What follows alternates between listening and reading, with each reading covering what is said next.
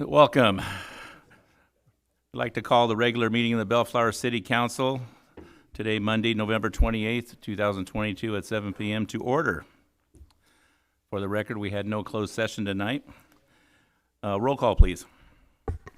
Councilmember Coops. Councilmember Sanchez. Here. Mayor Pro Tem Santinas. Here. Councilmember Hamada. Here. Mayor Dutton. Here. Okay, could I have everybody rise for the invocation led by Mayor Pro Tem Sonny Santa Ynez and the Pledge of Allegiance by Jim DeLonga, our Economic Development Director. Let's bow our head in prayer. Heavenly Father, we thank you for the gift of life, the gift of this wonderful community called the City of Bellflower. We thank you for all the blessings that you have bestowed upon us. We thank you for giving us wonderful staff. We thank you for our first responders and our members of the military. As we gather tonight, please remember those who are ill, those who are unemployed, those who are homeless, those who are grieving. Please give them the comfort that they so need. Please watch over the members of our military and our first responders as they continue to protect us. As we gather today to discuss the items before us, please enlighten us and guide us and give us the wisdom to decide what is best for this city. We ask this in your mighty name. Amen. Please face the flag, put your right hand over the heart, and say with me the pledge. I pledge allegiance to the flag of the United States of America and to the republic for which it stands, one nation, under God, indivisible, with liberty and justice for all.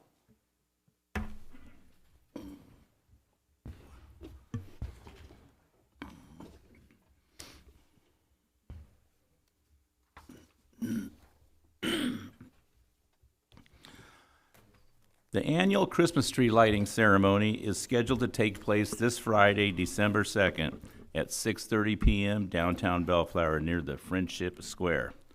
Local residents and neighboring communities are invited for this free event. Will be also filled with carolers, crafts, real snow sledding. Santa Claus will make a special appearance to meet with the children, to take a photo, and listen to their holiday wishes. If there are any changes to this event schedule due to the weather, announcement will be made through the city's social media channels and also on our website this Thursday of this week. For more information, you may call 562-804-1424 at extension 2261, and there will be no rain. Mayor Pro Tem Sonny Santa Ynez. Thank you, Mayor. Good evening, everyone. California American Water will be hosting two open house events for their new customers this week. The first open house event will be held tomorrow, November 29th, and the second on Thursday, December 1st.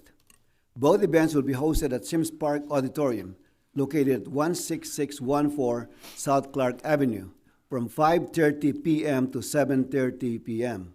For more information, please contact 619-885-7031. Thank you, Mayor.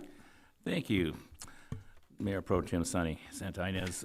Councilmember Victor Sanchez. Thank you, Mr. Mayor. Good evening, Bellflower. The Sanitation District and the Public Works Department will be hosting the Too Toxic to Trash drive-through collection event this Saturday, December 3rd, from 9 a.m. to 3 p.m. at Sims Park, located at 16614 Clark Avenue. The Household Hazardous Waste Collection Program gives Los Angelinos County residents a legal and cost-free way to dispose of unwanted household chemicals that cannot be disposed of in regular trash. Be sure to bring items in a sturdy box, preferably in their original labeled containers. Be prepared to leave your containers and do not mix products together. For more details about the event, please call 800-238-0173. Thank you, Mr. Mayor. Thank you, Councilmember Sanchez. Councilmember Dan Coops. Thank you, Mr. Mayor. The Bellflower Volunteer Center is coordinating the holiday food and toy drive for our local families in need. For Christmas, they are seeking canned goods, gift cards, and gifts for children. Gifts can be dropped off at the Volunteer Center or purchased online using Amazon wish list. Monetary donations are always welcome and appreciated during the time of year. Donations are due by Wednesday, November 30th. For more information, contact 562-804-1424, extension 2331. Thank you, Mr. Mayor. Thank you, Councilmember Coops. Councilmember Raymond Hamada. Yes, thank you, Mr. Mayor. Again, first off, good evening and happy holidays again. Okay, show your holiday spirit by decorating the outside of your home and competing in the City of Bellflower's Holiday Home Decorating Contest. Again, nominations are now open and all entries must be submitted and received by 4 p.m. this Thursday, December 1st. The contest committee will be judging nominated properties the week of December 5th. The winning homes will be recognized with a lawn sign and a certificate of recognition from the mayor and city council. So submit your nomination online at tinyurl.com, BHHD 2022. The program is open to Bellflower residents in single-family homes only. So again, this year, let's again light up Bellflower. Thank you very much. Good. Thank you, Mr. Mayor. Thank you, Councilmember Hamada.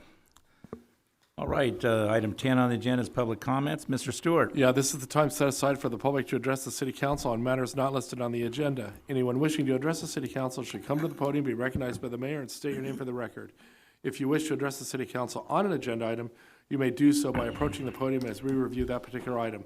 You'll be given 3 minutes to address the city council. Thank you. Come on up.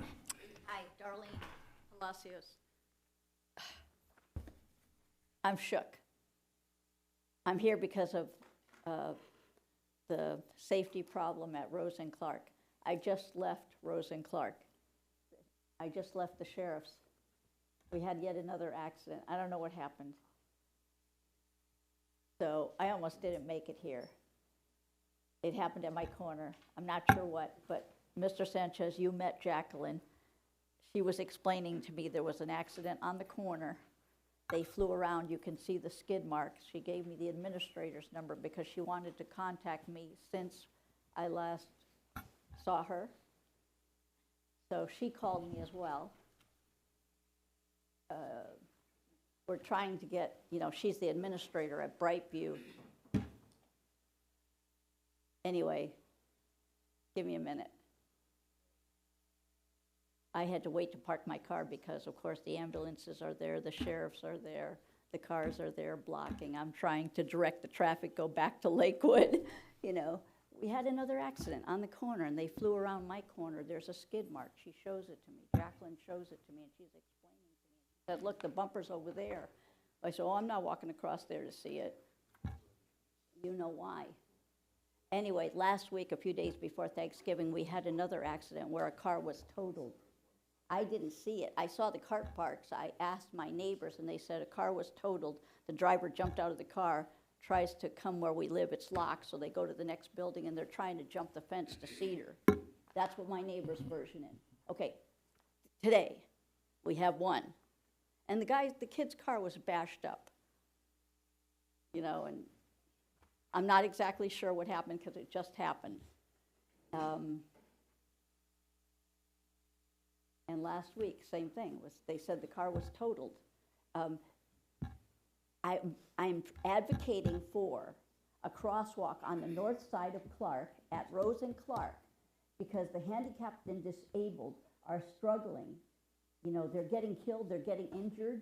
When I first moved here in 2001 was the first time one of my neighbors, I don't know what happened to her because I just moved in, it was 2001, but she got hit on the corner and she never came back.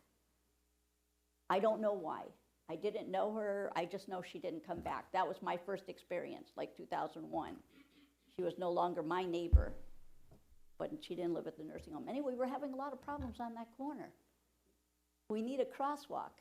The crosswalk's on the wrong side. I'm confused why they put it on, and so are my neighbors. I ran around and I talked to my neighbors. One guy said, look, Darlene, we really need a wheelchair handicap pedestrian crosswalk on this side.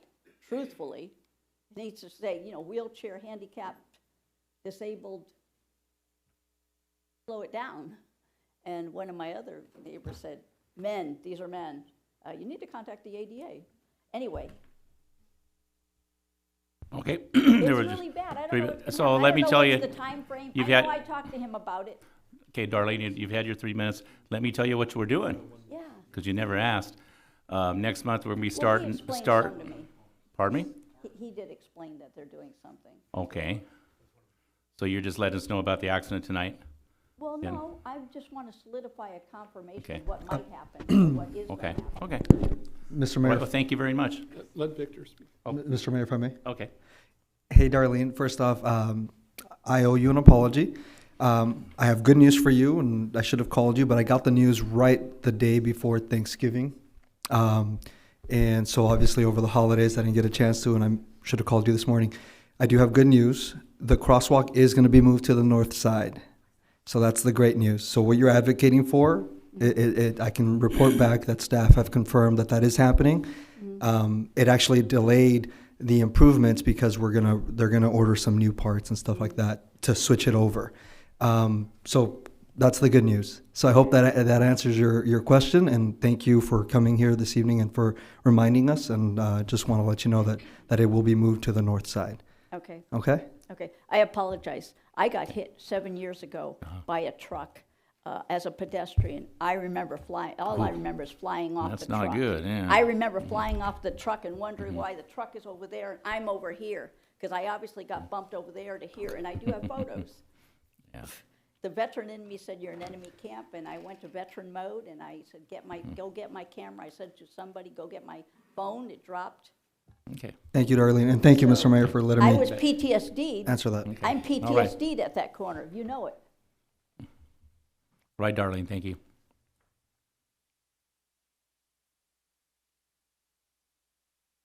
Good evening, Hi, Mayor. Brian.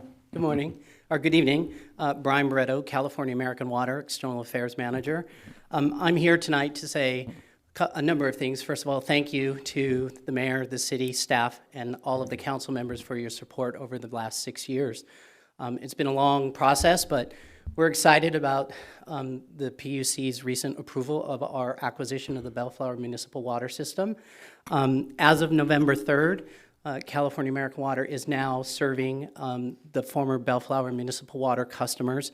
And as the Councilman Santa Ynez said, we are hosting 2 open houses, one tomorrow night at Sims Park, Tuesday night, and then also Thursday night at Sims Park from 5:30 to 7.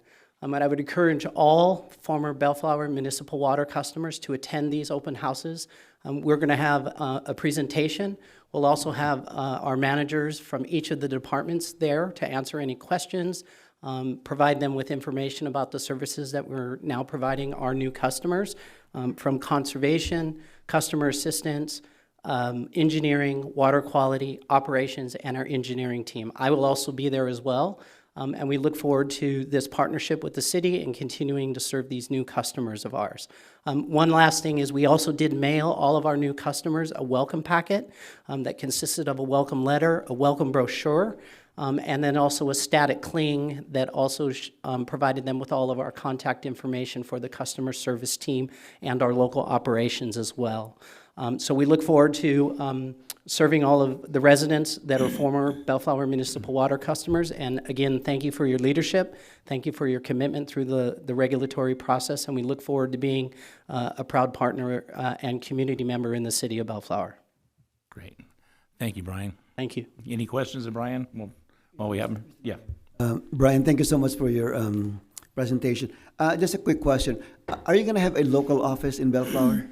We, our closest local office is going to be in the Rosemead, our Rosemead Operations Center. Rosemead, okay. But part of the agreement that we have with the acquisition is customers are still going to be able to do drop-off their payments at the Liberty drop-box, the Sunny Slope drop-off box right here, just across the street, through the end of the year.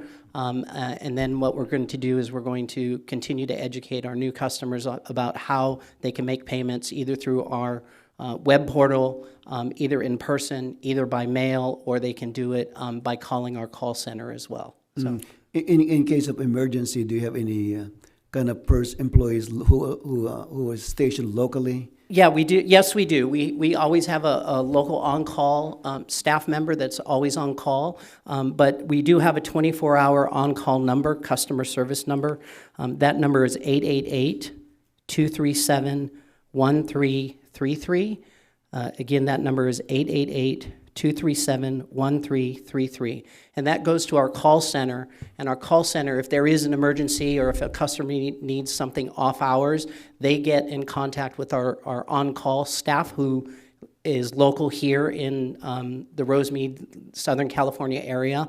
And then they will roll out to the emergency or to that resident's home should they need anything. So it's a very efficient system, and we pride ourselves on making sure that we provide good customer service to our customers. That's a great question. Okay. And how's the feedback from your customers? I know it's been only 3 weeks. We've gotten a lot of really good questions, questions about billing, mostly about how that's going to work, going from bi-monthly to monthly billing. And where they can make local payments. So we're working through them. The city staff has been great. Our team has been working with Len and city staff, and it's the transition seems to be very smooth. And we've gotten some good feedback from our customers. So thank you. And finally, thank you for your patience. I know it's been Sure. No, ask all the 6 questions. years. All the questions you want, please. That's what I'm here for. Yeah. That's what I'm here for. I'm glad that you stayed on. You know. Yeah. Thank you. Thank you. Thank you. Okay. Thank you. Thank you. Mr. Mayor, I've got a question. Go ahead.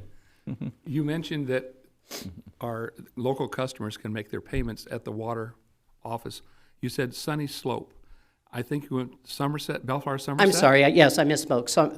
Bellflower, Somerset. Sure the viewing Yes, I public apologize. would understand where they're going. Yes, thank you for correcting Sunny Slope me. sounds like a cemetery. Yeah, correct. I apologize for my misstatement. Thank you for correcting me. All Yes, right, thank you. the same drop box that's there. It's a box that's about this high. It's black, and they can just drop it in there. We're going to be picking them up daily. And then we'll take them to our field staff will take them to our Rosemead Operations Center. They'll process them, and then the customer will get a receipt mailed to them. But what we really would like is for customers to sign up for our online portal, mywater.com, and all of that information about how to sign up, their 16-digit customer account number they got through the customer welcome packet that we sent them, but then also customers about this time right now, we just finished our first read, so customers are receiving their first set of bills with their new account number and with additional instructions on how to sign up, both for mywater.com, how to make a payment at a Rosemead office, and then also some local payment locations within the Bellflower community that they can go to as well. And you'll have that information tomorrow night at Sims Park to Yes, we will have encourage that. people? Yes, we're going to do a short presentation to go through billing, to go through how to make payments, talk a little bit about the service area, talk about conservation, what programs our customers are now eligible for,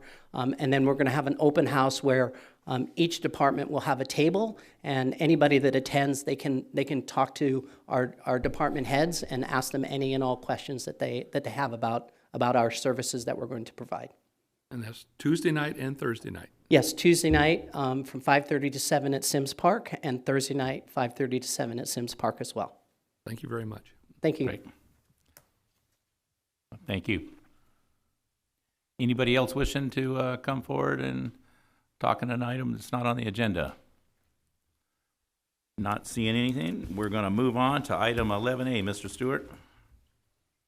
This is consideration possible action to conduct a public hearing to consider adopting resolution number 22-65, a resolution approving conditional use permit number CU-22-11 to modify conditional use permit number CU-15-02 and 16-05 for a behavioral health hospital within the M1 Light Industrial Zone and CG General Commercial Zone located at 9542 Artesia Boulevard.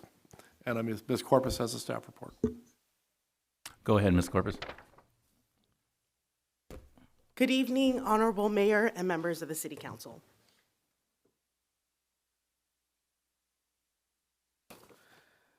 The subject property is located on the southwest corner of Artesia Boulevard and Ardmore Avenue. It is currently developed with a behavioral health hospital.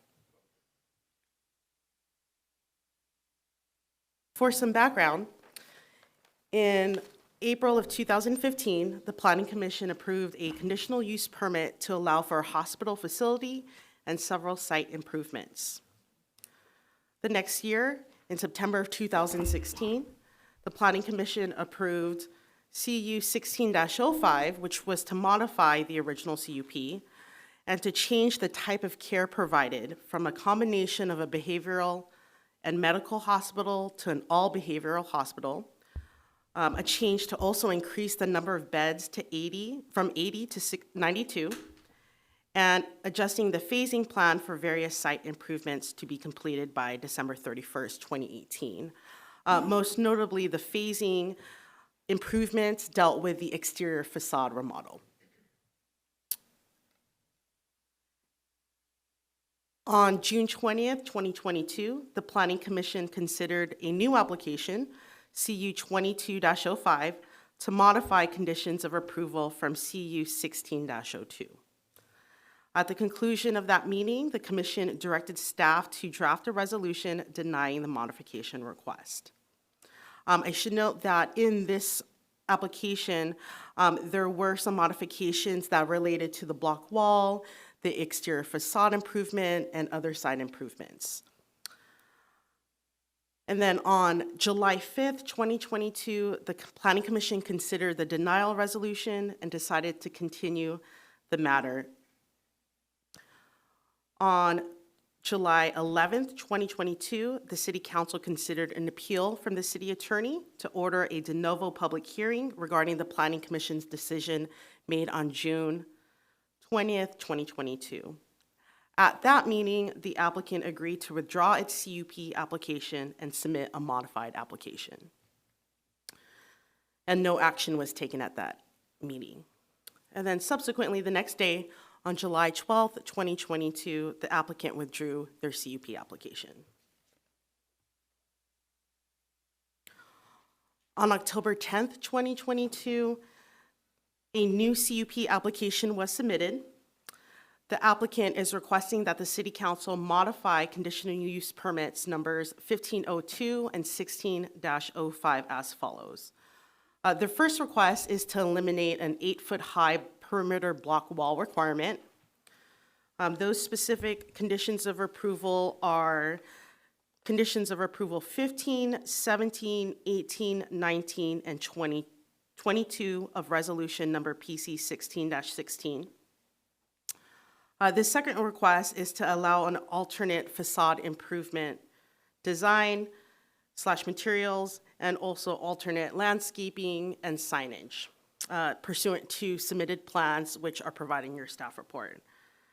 This modification has to deal with condition number 15 of resolution number 15-10. And the last request that the applicant has made is to eliminate the requirements for new lighting in the parking lot. These specific conditions regarding lighting deal with conditions numbers 35, 36, and 48 of resolution number 15-10. So to go over each of the requests, the BMC for commercial zones requires walls abutting residential districts to be not less than 6 feet in height and not more than 8 feet in height. The applicant did submit a noise assessment in 2019, which was an addendum to the original study that was done in 2015. And this addendum concluded that the existing 6-foot-high perimeter wall addresses concerns of privacy and noise levels in the area do not require the need to install an 8-foot-high block wall. As proposed, the applicant will patch, repair, paint the existing walls to match the proposed facade improvements. The applicant is also requesting that the council approve an alternate design of the building facade. As you can see in the top rendering, that was the original rendering that was proposed in 2015 and 2016. And the rendering provided on the bottom is what's currently being proposed. As currently proposed, the elevations include a modern look that includes wood paneling and different color paint. The slide above shows other elevations. So you can see the varying colors in paint as well as the wood paneling that runs throughout the front of the building.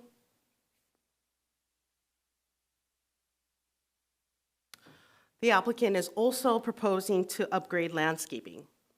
And the green highlighted areas are the areas of landscaping that's currently on the site. These slides show the differences, show the design in terms of landscaping and the various plants that are proposed.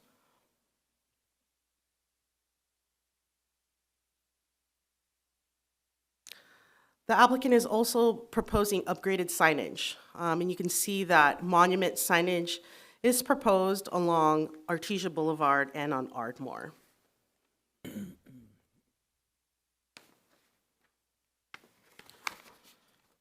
In regards to the parking lot lighting, the applicant requests that the council approve an alternate lighting design. So previously, the conditions of approval required new decorative light standards to be installed in the parking lot.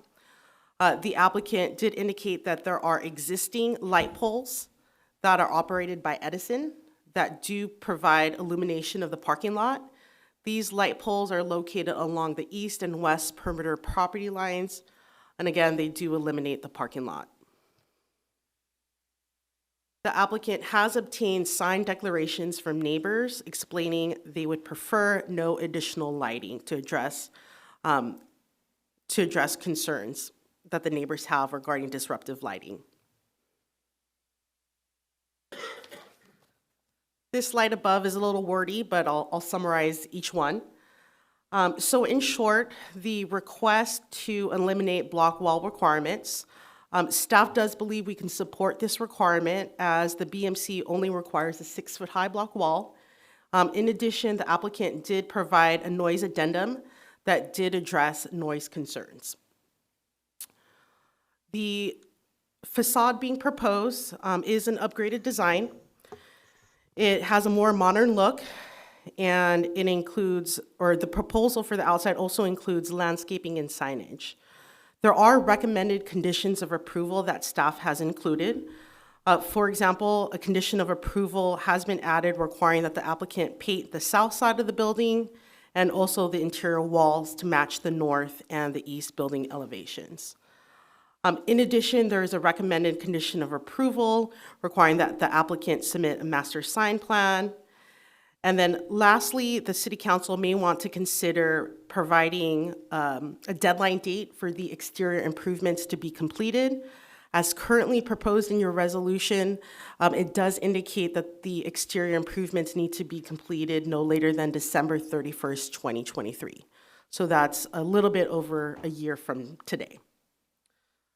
And then lastly, regarding lighting, since the applicant has no control over the lightings when the lights turn on and off, because again, they are operated by Edison, a condition of approval has been added requiring that these light poles be used to illuminate the area, but in the event that they do not or are not consistently working, then the applicant must install decorative lighting in the parking lot.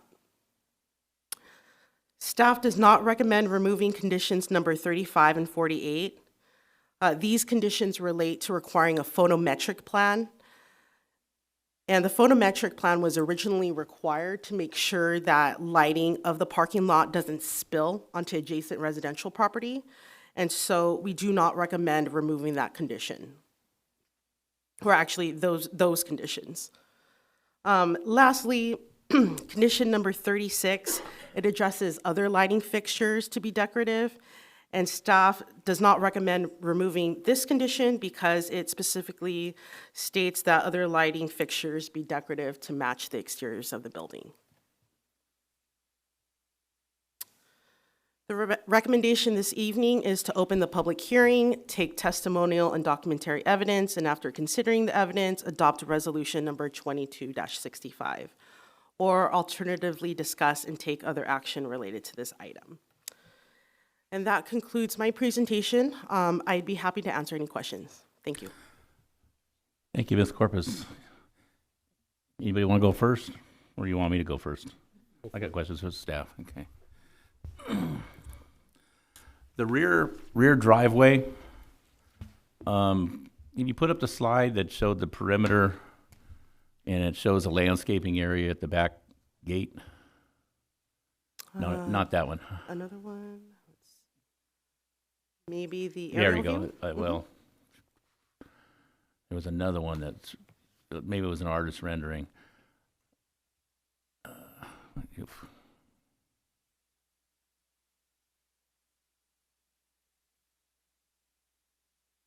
Yeah. Oh, back up. Back up. Yeah, it was one more.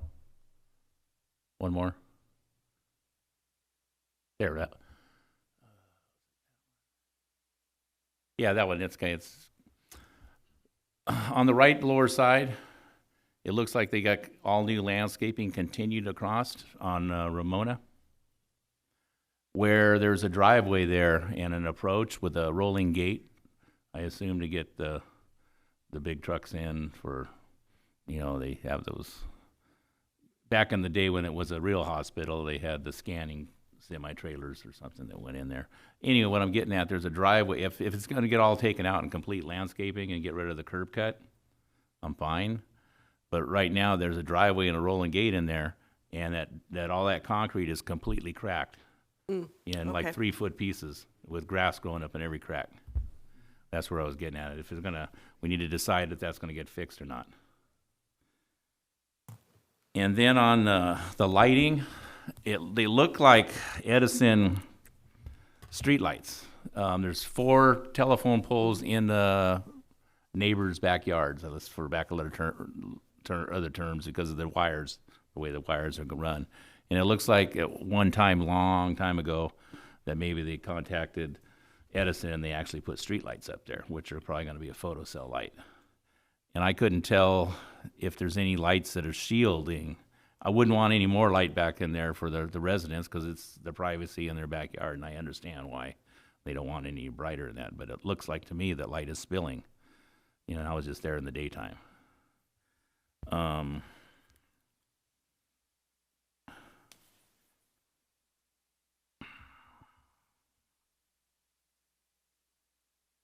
And I do have a concern with the block wall, and I'm on the fence on that. The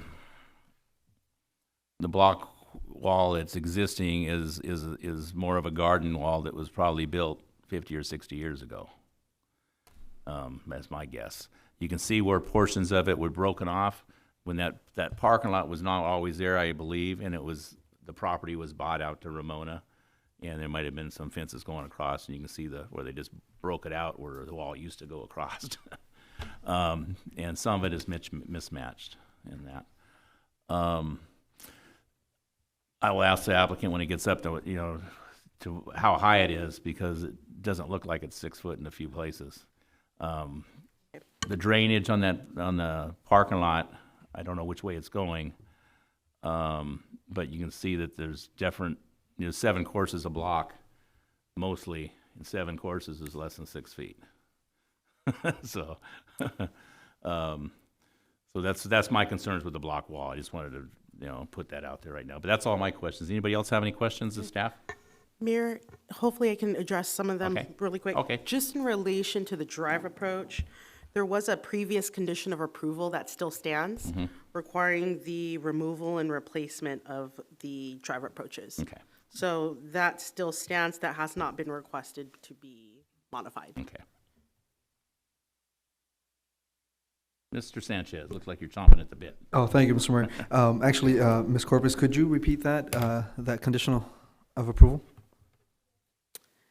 Yes, it's actually a previous condition of approval And related to drive approaches. So there is a requirement that the applicant remove the existing drive approaches and construct new drive approaches, specifically along Artesia and Ramona. Okay. There's also one fronting, actually there might be 2 that are fronting Ardmore. And those were outlined in previous conditions of approval of resolution number 15-10. And will they continue? Yes, as of right now, the applicant has not requested to modify those Okay. conditions.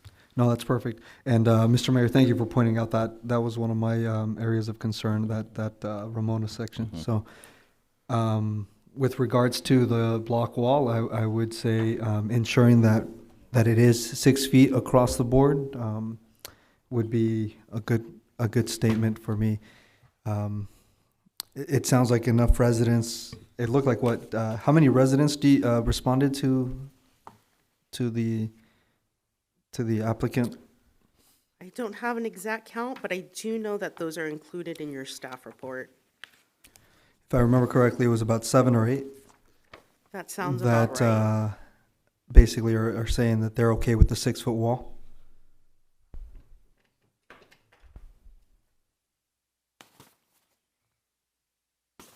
Nine. No, okay. Can you, Beth, Ms. Corpus, could you put the facade improvements for the north elevation? Actually, the one right before this one. And I think we've spoke about this. It is my understanding that this will follow all the way through to the main entrance, which is would be somewhere around this area. The wood paneling would follow all the way through. Yes, if you can see in both the top slide and the bottom right, that I see paneling it. does continue in back of that one-story building. Okay. Yeah, right where your laser pointer was at.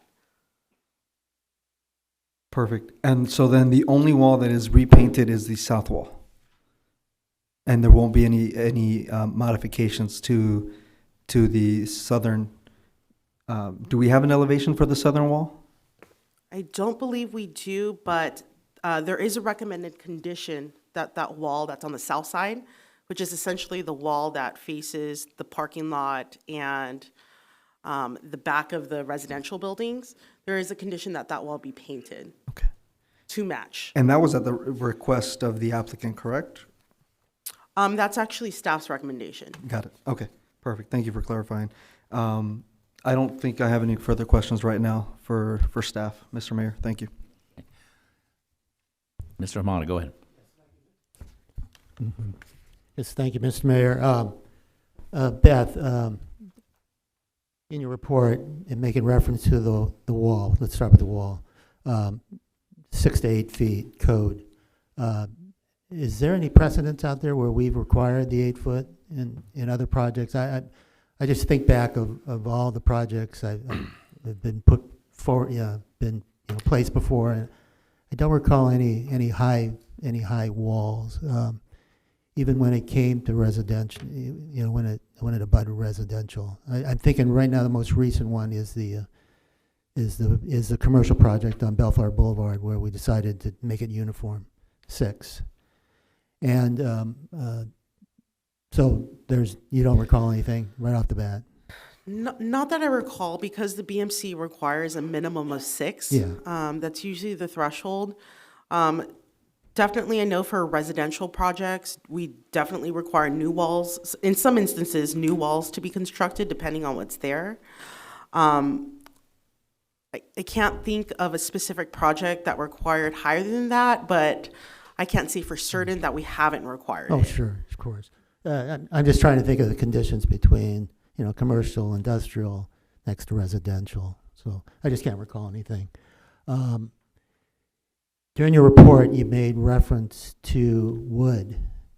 Is it a fall wood? It's like a concrete look? I mean, it's a wood look, but it's actually concrete, because putting wood up there, I just don't see that long term. So I just want to just get that clarified. Thanks, Councilmember Hamada. It actually is a metal wood. Metal wood, all right, that's what I'm trying to remember. Yeah, it's metal wood, and I do. It has the look. You can do Yeah, that with metal. In your staff report, it does detail the materials, and it's on page 77, but it does call out a metal wood facade. Beth, could you go to the landscape plan?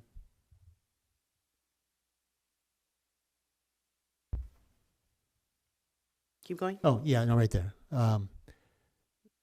what's shown there is the plan they're proposing now, right?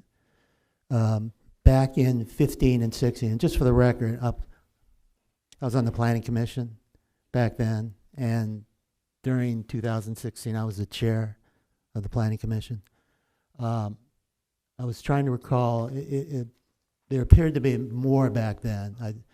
We were looking at it more comprehensively, and there was nothing more to be put in the parking lot for upgrades. I'm just trying to recall some of the stuff, because sometimes I can't remember last week, so. I do not know off the top of my head, but I can find out. I do have the original 2015 staff Okay, report. as you're looking at that, in regards to the lighting, just for the record, I did go out in the field during the evening and saw the lights. They looked like they were designed, of course they're on private property, but they looked like they were designed to project over the walls to illuminate the parking lot. So the question of Edison control, and even though they're like Cobra head type fixtures, they seem bright. So they're not the sodium, they're not that orange glow. They're more of a bright. So are those LED? I believe that they are. Yeah. All right. Okay. It did light up the parking lot, but as you went towards the middle of the parking lot, yes, of course, it was lower. So you'll see the most lighted along the perimeter versus the interior portion of the parcel. The walls, again, I'm trying to recall back then. It was more so for the aesthetics and again, uniformity. I recall the requirement of, again, any new walls would have the pilasters, and that was probably to be consistent with the rear wall. And I know there was a modification that, or a sort of downplay on the wall between the facility and the apartment complex, because the apartment complex is already 2-story. And to add another couple feet probably wouldn't do anything. And there are tight side yards there. So the lighting, Edison, it makes reference to Edison controlling them. So obviously there's some kind of sensor that goes, for nighttime it goes on, and come time as long as they're maintained. But was there any discussion on or maybe I'll leave that for the applicant, how they've maybe dealt with Edison to see how they can improve lighting out there. So, all right, okay, for now that'll be it. All right, okay, thank you, Mr. Mayor. Anyone else got any quick questions for staff? Santanias, go ahead. Yeah, Mr. Mayor, thank you so much. Thank you, Elizabeth. Can you show the first slide first? I think it's the very first one. Next one, there's the narrative. There you go. Oh, sorry. Go back to that. So the CUP was approved way back in 2015. I understand there was a change made in 2018 in terms of the use, right? 2016. 16. Oh, 16. Okay. So why did it take so long to kind of take action on this facade improvement? I'd have to defer to the applicant regarding that. I do know that they were in a long period or a long timeline and plan check for OSHPD related to the number of beds and the increase in beds. So I'd have to defer to them, but from what I recall, the applicant spent a number of months in OSHPD plan check before they got the approval to increase the number of beds.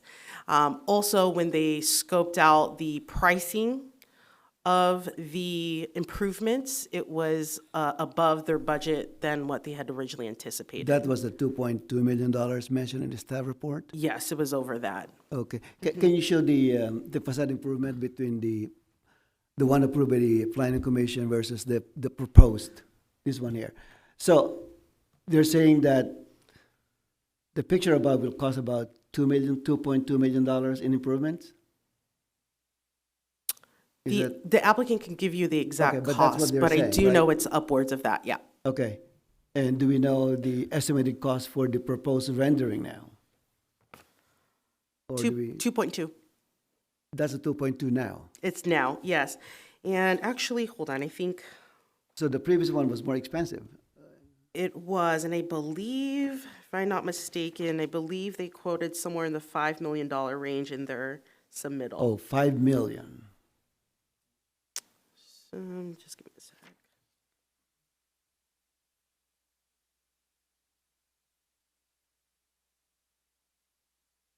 Yeah, I'll defer to the applicant on that. I mean, these are just mind-boggling numbers for facade improvement. So 5 points, okay, we'll wait for the applicant. And then can you go to your recommendation towards the end?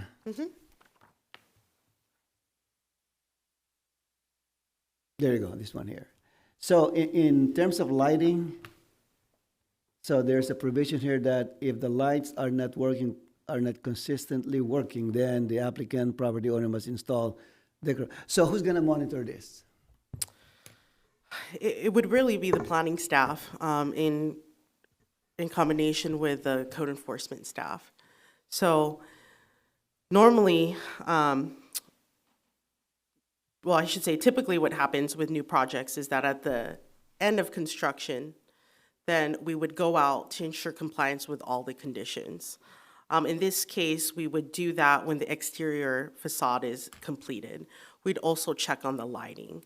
But then in terms of an ongoing basis, they're obligated to consistently maintain that lighting. And in the event that they don't, then they're no longer in compliance with that condition of approval from their Yeah, CP. I'm more worried about if they don't, because if we don't see it, Right. then most likely it ain't gonna happen.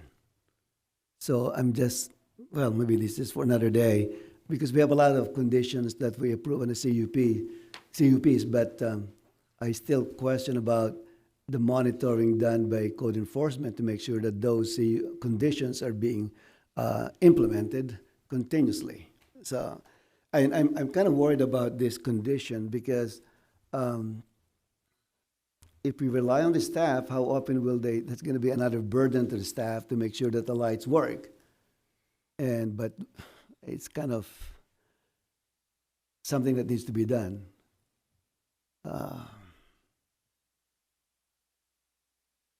Is there something that, to put the omen on the applicant, that they will kind of self-certify?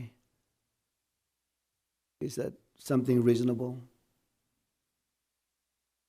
Self-certify, That that the lights are working, let's say on an annual basis? Self-report. I think. Self-reporting? oh, Self-reporting? In addition to the code enforcement doing their checking? we could require that as a condition, but essentially have to they check. already commit to it when they accept the conditions of approval. We'd still have to check it. I know, but it's kind of, at least it's kind of, I'm trying to see if we can put the burden on them to at least take a look at it, and because they will certify, they will send to the city something. Yeah, again, it's something that we will not forego for code enforcement, but I really want something from them also to kind of a reminder, check it out once in a while. Because this condition is going to be ongoing as long as the use is still there. Right. Okay. Mhm. All right, and then I have some other question for the applicant later on. But just for the to correct the record here, just I know I'm nitpicking here on page 82. That plant on the lower right-hand corner, that's not a kangaroo paw. I happen to be a gardener. That's an agave. So I just want to correct the record. Got it. All right, Mr. Mayor, that's all I have for now. That's our lesson in horticulture. Well, I'm a gardener, so I can pick Mr. up those Coops, you have plants right anything? away. Yeah, I do. Okay. Ms. Corpus, could you put back up the facade illustration? where you see the top and the bottom there. No, there they go. So what I've learned is that the project, if we were to approve the proposed rendering at the bottom, that's a $2.2 million investment. Is that right? Nope. No, I believe that is correct. Yeah, Not The applicant says no. the total project valuation Yeah. for this proposal is 2.2 million. All right, so I heard the number 5 million in regards to the upper rendition. Yeah, I may be mistaken on that number. We'll ask the but yes. applicant, that's fine. Did we apply a price to the lighting if we were to go, not use the current program, but go to a new one? Is there a number involved there? Not on our end, but the applicant may have gotten a cost estimate on that. Have we made a test? Sometimes we look at how many lumens are on the parking lot as to whether or not the light comes from the Edison poles or new ones later. Are we providing enough light in that parking lot to be safe? And has that ever been measured? It has not, but there are conditions of approval which are requiring that a photometric plan be submitted. So the requirement for a photometric plan has been there since the previous CUPs. The applicant's requesting that that condition be removed. Staff is requesting that that condition remain in place so that we can determine the lighting in the parking area, and then especially that we can also determine that the light does not spill onto adjacent properties. So typically when we see a photometric plan, it does have to show 0-foot candles along the perimeter walls so that we know that it's not spilling over onto adjacent properties. Shouldn't we have that information now in order to make the right decision? Well, before you, the applicant's just requesting to modify that condition. So they're requesting it because they feel that the existing parking lot is well lit already by the SCE lights. But we're not even sure that it meets the threshold for enough lighting. I will say that we had a code enforcement staff member go out at night when it was dark. The observations that came back were that there was some spillage onto the adjacent properties. I didn't get the impression that there was not enough lighting on the interior of the property, but we could definitely do another inspection at night to make sure that's the case. Well, you're going to have a test that validates it, the photometric test, one way or the other. So it's, Yes. yeah. But it sounds to me like if we were to eliminate this condition, we're going to eliminate the photoelectric possibility of the test. That all goes together. Yeah, I don't think I'd eliminate that. I'd leave the photometric. Right, I think and we're not I think recommending that be You eliminated. get one with the other, don't you? Or have they been separate? I believe so. I'm sorry. There are different conditions of approval. So there is a condition of approval that relates to specifically providing decorative light standards in the parking lot. That was a previous condition of approval. And then a separate condition of approval regarding a photometric plan being provided. So the photometric plan, staff is still recommending that that condition That would stay. remain. The applicant wants to remove it. The applicant also wants to remove the condition related to the light poles and be able to keep the existing lighting that they have now. So I'm under the impression from what you just said, these three items that we're discussing are just the tip of the iceberg. When they come in front of us, they're going to have more conditions they want removed or changed. Does that sound like something that may happen? There are conditions that are in the staff report that I do know that the applicant wants to modify.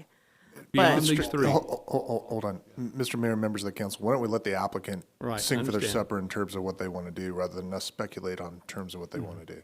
All right. And then we can, I'll hold my we're rest of happy to, my questions. and then we're happy to respond to their points. Okay, I'll entertain a motion to open the public hearing. Make a motion to open the public hearing. Second. Okay, without objection, that'll be the order. All right, may the applicant may come up, and you kind of heard our dialogue already and kind of know where the meat of this is that we're kind of concerned with. And since lighting is, we're talking about lighting right now, let's go to that right now. And unless there's something you want to say prior as an opening Sure, yeah, I have a dialogue? presentation that is actually going to answer a lot of the questions Okay, let's that do you have that then, yeah. posed. And, I'm happy to entertain questions during the presentation Okay. as well. So maybe it's best if we start that way. Let me introduce myself. My name is Sina Samimi. I'm with JMBM, the law firm representing the hospital. And I'm also accompanied by several members of the management team of the hospital and the architect as well, which I'll be passing along portions of the presentation to them as well. Next slide, please. Elizabeth does such a good job of her presentation. I'm going to go quicker through this presentation. So, look, the hospital's current operations, that wasn't really clear, but right now what's happening at the hospital. There are 32 beds, and it's 100% voluntary behavioral health. And in comparison to the previous operation that was there, that was 144 beds. And right now, there's no emergency department, no acute care. So that means there's less traffic, no siren noise compared to the prior hospital. And there's been no noise complaints since the new management has begun operations. Next slide, Yes, I got a please. question. Is behavioral health the same as mental health? Yes. Okay, just a newer way to say it. Yes. Okay. So the reason for the original application, it was to expand the mental health aspect of it. And I've given you some statistics there about the mental health crisis. It's a big issue, and there's a big shortage of behavioral beds in California. And, you see that with the homelessness problem as well. So there's a need to increase the number of behavioral beds. And on top of that, the benefits to the city, you have 60 new beds that are going to create 100 plus permanent high-skilled jobs. And you'll treat 5,000 patients a year at that location with the expanded number of beds. So next slide, please. Now, in the 16 CUP, a lot of this was already approved. So the approval of the 92 beds was already done. The change from a mix of behavioral and medical to all behavioral, that was already done. The taking away of the urgent care was already done. There were conditions of approval, however, that were pretty substantial that the hospital, ended up not being able to do, and I'll get into that. So there were requirements for beautifications of the buildings and the grounds. That included the increase of the height of the block wall, which we've discussed. It included facade modifications, which you've already looked at. It included upgrade in landscaping and signage and improvements to ADA accessibility. And so next slide, please. This shows what we're going to modify. Elizabeth already did a good job of asking for this, but I'll add a little bit of color. The reason why the height of the block wall is not necessary anymore is precisely because the hospital operations have changed such that there's not a big noise burden anymore on the neighborhood. And in between the last round and this round, we actually approached all of the neighbors that we could, and we didn't get any people who were telling us, no, we definitely want this. And 9 of them actually did respond with, and you guys have seen the declarations that they did. And it's not just about the block wall. The declarations also addressed the lighting. It was about the 2 issues. So that's the reasoning behind the block wall. We did a noise study. It all came out to show that there's not going to be noise impacts here. The facade improvements is really the biggest issue because it's the most expensive issue. And I have a next slide that's going to go into some of the finances. I'm not there yet. Hold on. So, and we've done an improvement that it's still going to comply with the spirit of what the original CUP was going after, which was to improve the look. And then the modification of the lighting requirements, we've gone over that. The existing lighting is sufficient. And the reason why that wasn't requested previously is because we didn't even realize that the Edison lights were there because they were not operative. And so somebody asked a question about what's been the process with Edison. So when we discovered that those lights were there and they weren't operative, we didn't know who was operating them and how to get them on. So we figured that out. We figured out that it was Edison. We had Edison come to the site. Edison has then since upgraded the lights that were there before and made them LED. And so they're brighter now. And to clarify, while we're on the lighting, we are not anymore, I know in our original submittal justification, we did ask for the removal of the photometric plan condition of approval. That's no longer being asked for by the hospital. We're happy to do the photometric plan to make sure that the neighbors don't have nuisance lighting in their backyards. So we're okay with keeping the conditions of approval with that, just to clarify. Okay, next slide, please. Now, this was some of the questions related to the financial considerations.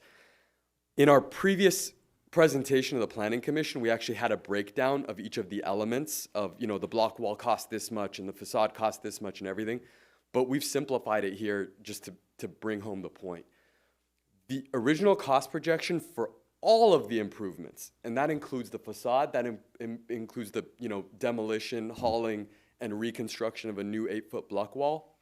That included the lighting posts, that included just all of the changes that we're now seeking to reduce as well, right?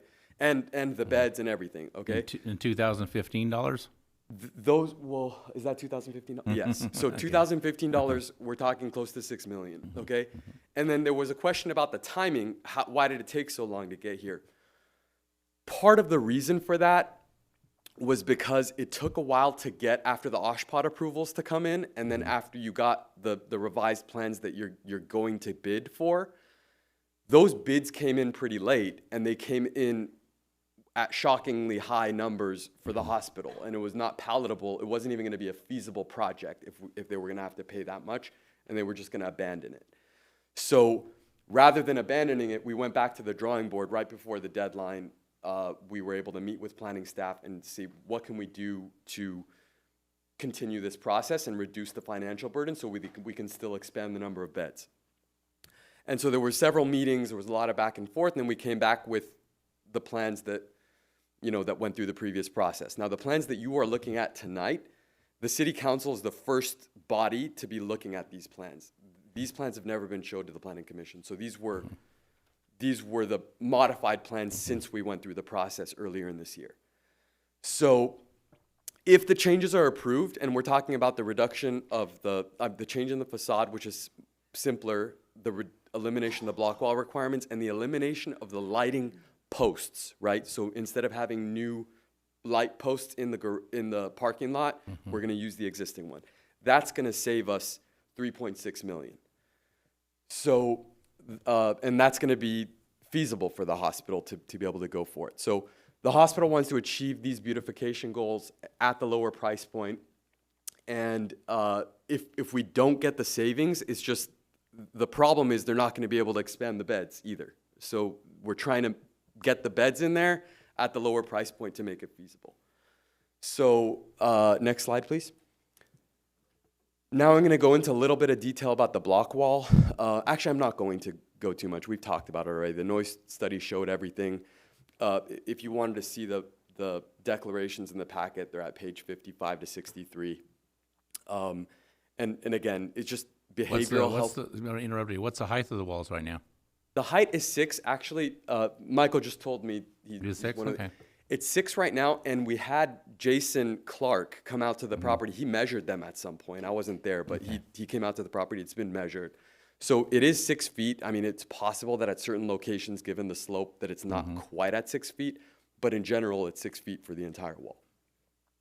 And then just the main point here is that behavioral health is just different than the existing hospital that was there before it was converted, and that's why there's a lower noise burden. Next slide, please. And then you have a picture here. Obviously, it's not that great because it's far away to show the full wall. That's the existing wall. That's what it looks like right now. And so the estimated cost of this project, I do have the breakdown. It was 1.6 million. So that's 1.6 million that gets saved just by not having to do the 2 extra feet on the block wall. While we're here, Yeah. Is this facility underparked, just right parked, or is it overparked? It's overparked right now. It's Okay. overparked right now. We have extra parking. Because it looked like there's, 92 beds. Those are the people aren't driving, right? The reason why it's overparked, it's because we only have 32 beds that are operative right now. When we go up to 92, assuming this goes through tonight, then it's still going to be sufficiently parked. I don't know if and we're When's the busiest time of the most cars on the property? I'm going to have to Because defer. it's hard. To me, it looked like it was only a quarter full or less. Oh, or it's every time always I've been there. less. It's always less every time I'm there too. But should I Yeah, have somebody sure, come you up? come up, yeah. I'm Don Kreitz. I'm the Senior Vice President for California hospital operations for the company. Okay, Don? Yeah, I mean, if you look at all the parking, 99% of the people park in the underground parking. Right, yeah, and that's not even close to being full. It's never full. And, you know, we talked to the city about the back parking lot.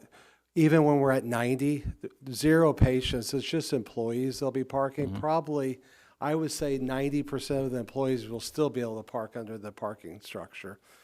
We'll have just a few. You don't really need that parking lot. That's where I was going with it. We need it for Ojpod with number of licensed beds versus parking spots. Really? Yeah. Their requirements are that stringent? Oh, very stringent. Yeah. Yeah, we'll still need that parking for a requirement with Ojpod. But you won't see you'll see very few cars there. How many parking spaces do they, well, we do parking spaces per square foot What's or our parking per- or bedrooms. Is it parking spaces per bed? Per bed. Yeah. What's the number on that? I'm just curious. What? You can just tell me.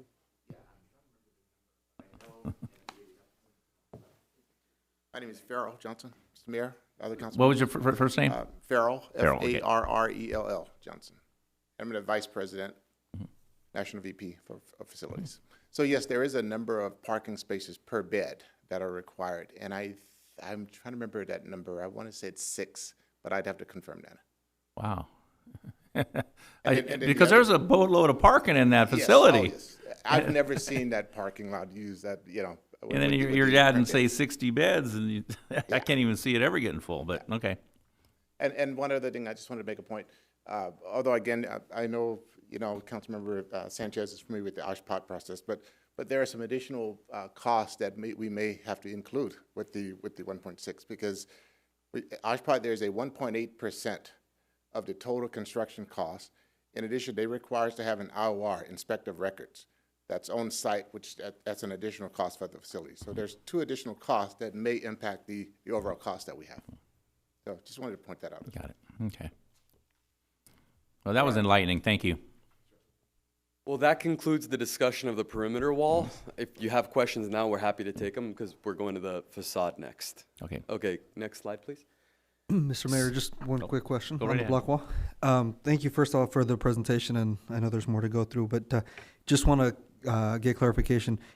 In any areas of the current existing wall, you intend to make repairs if needed? Correct. Okay, that's it. Thank you. Just wanted that on the record. Thank you, Mr. Mayor. Okay, so now we're on to the facade. Next slide, please. And so the original purpose of the facade change was to make cosmetic changes to improve the look of the building, right? That's still happening with this new design. And we have the designer here who's going to go over the slides that we have on the elevations, and he's going to go over the materials that somebody asked about, the material of the wood. He'll be showing that as well. So here's the breakdown. So the original cost of the facade just by itself was $2.5 million. Part of that was because there's little strips that kind of they protrude from the building, and those the were concrete. originally proposed to be removed. Yeah, I saw that I noticed it on the thing. I thought you were just going to cover them. Well, that's and a bring major, the windows out. Well, that's a major change that is not happening anymore, and instead it's just design so it's a elements that are concrete being- sliver that goes in between the windows. Exactly. Wow. So that's a huge difference because just the cost of the facade was $2.5 million, and now the entire cost of the entire project, everything combined, is going to be 2.2. So I'm going to pass it over now to our architect to go over the elevations. Next slide, please. Hi, my name's Julian Lopez. So kind of you're familiar with the design and what's being proposed. As you can see, we are doing a refresh. It's a beautification. We're taking into consideration the integrity of the architecture, the integrity of the community, the integrity of the surrounding community, and what that means. If we could go to the next slide, please. So there's also some landscape components. We are doing some taking into consideration native and drought tolerant, something that's local, something that also is a water saver and helps to add to the existing community. We have this wood facade, but it isn't wood, it is a metal, and I'll go through it in more detail. If we could go to the next slide, please. Here you can see the overall. So this is, again, going back to some of the gestures that you're seeing on the exterior. I am a fan of the architecture that we're seeing and saving and restoring a lot of what we actually have. So as it was mentioned, there's a cost savings on some of the vertical lines that you're seeing. And I think that, and actually considering keeping that and maintaining the beauty of the architecture while bringing in the new texture, the softness of the facade wood, helps to really beautify this. Adding color, adding paint, and just simple gestures that add texture and softness is really the goal here. We could go to the next slide, please. And you can see from different angles, this is a main big boulevard that's very busy. So really, the goal here was not to create a design that would take away, but instead would keep the softness, would help keep a main busy boulevard something that is welcoming as you're driving by, and that's part of the goal here. And keeping the landscaping simple again. So here, what the material that we are proposing is a longboard. As you can see, this goes into the specification details of, it's really a metal channel on its own system. It's a prefabricated system, and it's very durable. There's some imagery there of how this is used on a commercial setting from a facade standpoint. So this is a very durable, very modular, but very contemporary system. So,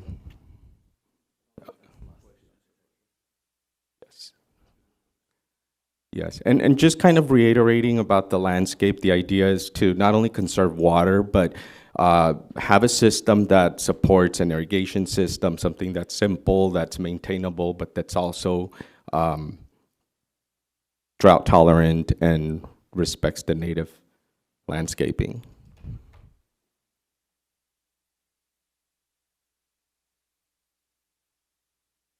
That concludes the facade presentation, but Can I ask a question, Mr. Mayor? go right ahead. About the facade improvement? Can you bring back the previous slide, the one before that? Okay, so on the, this is the north elevation, north and east elevation, correct? That's Ardmore and Artesia? Correct. Yes. Okay, Yeah. so currently, this portion here, I believe there's wrought iron in between all these pillars, Yeah, all the way Right. around. kind of black, is that right? Yeah, so the concept... Will that stay or will that be replaced? The concept is that is the original screening of the facade, and so the idea is to keep that, but do but give it a powder coating finish that really, we're changing the color from black to white and Okay, really so enhancing this will it. be white, that's why I can Correct. I can hardly see it. Yes, Okay. All right, thank you. you're welcome. Mr. Mayor, Mr. Coops. Mr. Architect. I think they want you. Yeah. I Mr. apologize. Lopez. Pardon me. Okay. Are there any other questions? Yeah. Yes, there Yes. are. Ms. Corpus, could you put, I think it's one before this, possibly? One more? And one, okay, there we go. So you can see, I assume that Los Angeles Community Hospital has purchased all three of these buildings. The one we're discussing, which is the main building, and the taller building there, which used to be emergency, and then this building here we see in the forefront. Does that sound right? Yes. Well, all three of those are your properties. And so you're, technically, what does that mean? Used to be the care It's a facility. yes or no answer. It's a long-term lease. All right, but so your goal is to make every one of those buildings have a continuous line to pull them together so they look like they belong together, correct? Correct. They will all have a continuous look. I'll give you a little history lesson. That building there on the first one there, that's the first hospital in Bellflower. That was St. Helens Hospital in the whatever. More than that, yeah. But anyway, so that's the original hospital in Bellflower. Then they put the emergency room over there next to it, and then on the corner there, that was a rental yard called Easy Done Rentals, and that was the last building. So there's a little history lesson of what property you are Nice to in know that. control of. Yeah, needed that, right, Bob? But anyway, I think that because you're pulling all three of the buildings together, that to me makes a lot of sense, because now they stand alone and they don't, I want it to look like one continuous line of buildings there, because I think that adds a lot of value to it. We had, the last hospital in Bellflower was Kaiser, and they moved out, and they're still here, but they're doing offices and outpatient. And I know that this is not a traditional type hospital, but I want to try to make sure that we allow you to do something that improves our community. And I think that the architectural part of it is important, because these are old buildings that need a little kick. And I'm excited about what you're doing here. Correct. Thank you. And that's part of the goal, which is not only to have that uniformity, but as I had mentioned, maintain the integrity of the architecture. It resembles its community, and so in trying to maintain true to that is part of the goal. All right, that's all my questions. Thank you. Unless the rest have a question of an architect. Mr. Sanchez, go ahead. Thank you. Hi, Mr. Lopez. First off, I've loved what you've done here with the design. Thank you. Just the restoration part, and you're beautifying it, and you're unifying it. So that's really, really great. Like my colleagues have mentioned. My only question relates more to the landscaping design for the Ramona section that faces the south borderly part of the property. Correct. Can you articulate that a little bit better? I didn't see any renderings as to what your plans are there. Sure. So it takes sort of the same language of what you're seeing here. It's again using a drip system. We're using landscaping that is it's sectioned in pocketed areas, but at the same time, I don't know that we have a rendering of that.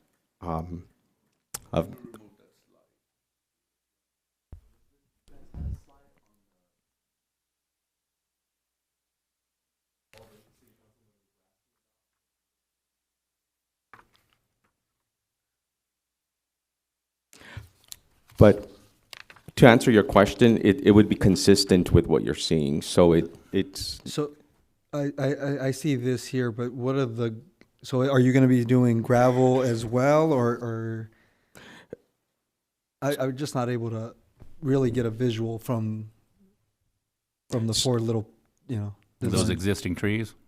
Yeah, Some of those them are. existing I trees, don't know new how many there trees. is, yeah.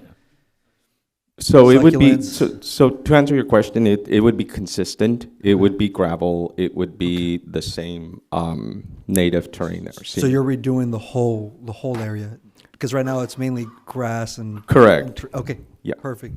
That I think answers maybe my question. landscape through the whole facility Yeah. of all three buildings. All across completely. But I do want to clarify that the driveway is going to stay. That's not, I Right. think there was a misconception that was going away, but it's not. It's not going away, but it's going to get redone. Correct. Right. Perfect. Okay. No, thank you. I appreciate the clarification on that south side. Does redone mean replaced, or what does the redone mean? Repaired. Repaired. Report. I mean, You can only I didn't Enhanced. see- You can only fix cracked concrete one way, Yeah. report it. Is it That's get, the only way. well, that's a good question. Yeah, I mean, is it going to be new concrete, or are you going to patch what's there? It'll be replaced. Or pavers, I don't know, who knows, hardscape. Yeah. Question, and my colleague here brought that up, the historian is of the town here. How about the medical office, I guess it's office building, I believe it's part of this facility, maybe you're not leasing it, but east of, the other corner, east of Ardmore. There's a building there and a parking lot behind that. You may not know because you haven't been assigned to the project. No. Yeah. You can? Okay. Sold a while back. I don't think we own that building anymore. You don't The know? corner of Yeah, the corner of Ardmore, just Right. just across from the entrance of the parking structure there. Yes. Yeah, But you don't own that at all, okay. But it used to be part of that hospital complex, right? Okay. Any other questions to our, Mr. Lopez, our architect? Yes, Mr. Mayor, thank Mr. you. Amata, go ahead. Yes, Mr. Lopez, thank you. You may not have been on, well, maybe someone from staff they were on the prior projects back in 15 and 16. And this one being proposed, what I'm looking at, when I looked at the landscape and then what I mentioned earlier, is this a scaled down landscape plan from the prior projects? I believe it's not necessarily that it's scaled down, it's that it's concise with every specific plant is what we call native, what we would see in the local community. So it's really taking in account for what's specific. And I'm not familiar with the previous landscape plan, so I can't speak to that. Yeah, I can't recall it either, but what I'm getting to is again, the back parking lot.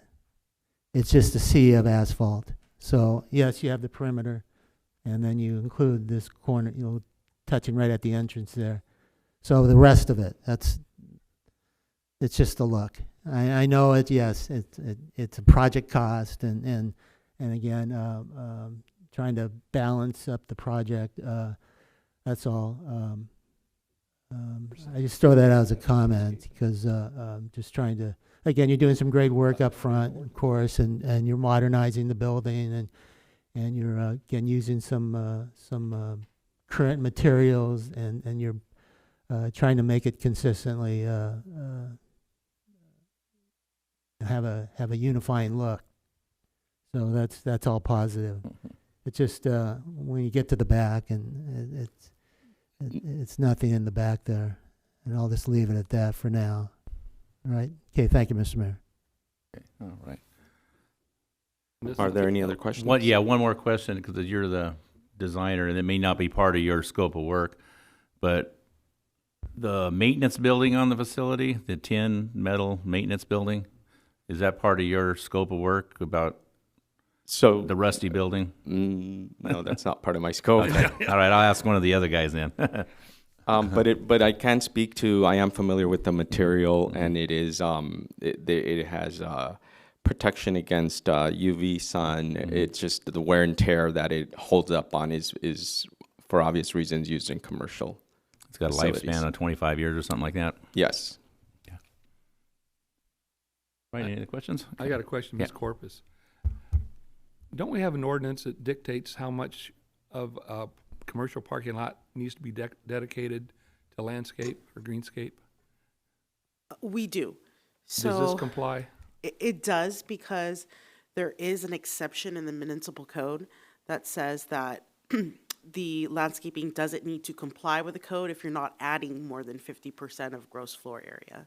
Okay. And since they're not adding square footage, then the current standards do not kick in. Okay. Well, that helps with Mr. Hamada's question. Okay, thank you. Thank you. And Mr. Syed?